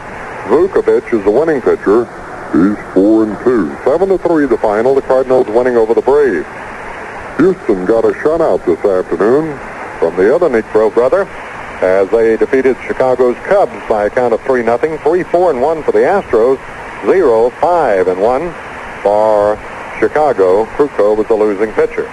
In other action, Los Angeles won again today, and they won over Montreal by a count of 8-2. 8 runs, 13 hits, no errors. 2 runs, 6 hits, 3 errors for Montreal. Grimsley the loser, and the winning pitcher, well, let's see. Sutcliffe was the winning pitcher, and Royce got the save. Ferguson hit his 5th homer in the 1st with nobody on, and Lopes hit his 4th in the 4th with 1 on. That final again, Los Angeles 8-2 over Montreal. And a ball game that has gone through 9 innings and is tied at 4 each. The New York Mets 4 and the San Diego Padres 4. They're now in extra innings. Jones started for San Diego, and Shirley is now pitching. Came on the 9th inning. Scott started for New York. Murphy is on in the 5th inning. Montanez had a home run. He's 2nd the 4th with 1 on for the Mets. They're in extra innings, tied at 4. Now the final, Philadelphia wins over San Francisco this afternoon, 12-3. For the Phils, 12-15-1. For the Giants, 3-9-2. Ruthven started, and Reed came on, and he got the win. He's 4-1.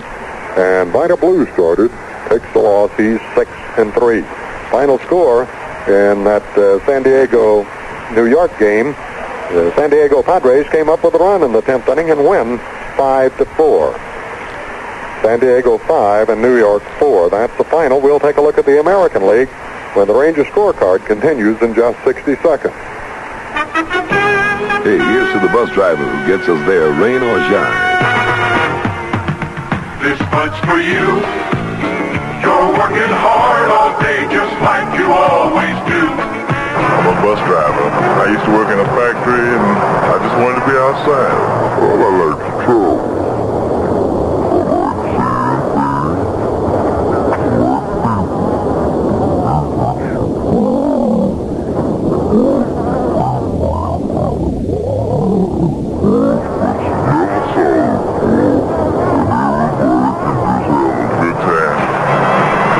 You can get and all the people be happy. Yeah, I feel responsible. Without that, once you pull off this dock with a load of people, it's your ball game. This is the type of job that you want. You got to accept the responsibility to go along with it. This bud's for you. Hey, that distinctively clean, crisp taste that says Budweiser. For all you do. This bud's for you. Anheuser-Busch, St. Louis.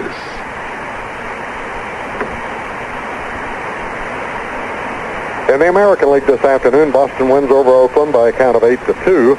And the winning pitcher is Rainey for Boston. Losing pitcher is Norris. Home run Scott for Boston and Hudson for Boston. Murphy hit his 2nd for Oakland. 8-2 the final score there. California rallied for 7 runs in the 9th inning, but still fell short. New York wins it 12-10. Winning pitcher was Beatty, and the losing pitcher was Knapp. Aikens, a home run for California. Nettles, a home run for New York. Postponed ball game this afternoon, Seattle at Baltimore. Other action, Detroit wins over Milwaukee 6-2. Haas, the losing pitchers, 2-3. Morris picks up the win with a save from Billingham. Thompson had a home run, as did Rusty Staub and Steve Kemp. 6-2 the final, Detroit winning. Kansas City wins over Chicago 14-5, slugfest there. And the winning pitcher was Rodriguez. He started the ball game and won it. And the losing pitcher was Wortham. He's now 4-3. Washington had a home run. Watson had a home run, as well as Wilson for Kansas City, as the Royals win it 14-5. Cleveland stopped Minnesota this afternoon, 3-2. Garland the winner. He's 1-4, save for Cruz. Gold took the loss. He's 4-4. Landreau had a home run for Minnesota as they lose 3-2. Here in Toronto this afternoon, the Rangers got a split. They win 3 out of 4, however, in the series. They lost the first game 3-1 to the Toronto Blue Jays. They rallied after trailing, came back to win the nightcap 7-5. So that's the way it goes in the National and American Leagues this afternoon. And now this is Bill Merrill speaking for John Miller and Jim Birdsong, inviting you to join us again tomorrow at 7:15 for the Rangers and the Twins on the Texas Rangers Baseball Network. Rangers Wrap-Up has been brought to you by your Coca-Cola bottler, who reminds you that ice-cold Coca-Cola adds life to food and fun and everything that makes your living nice. And by your 5 Tarrant County Chevrolet dealers. See the world today in a Bruce Lowry, Jack Williams, Hudeberg, Century, or Vandergrift Chevrolet.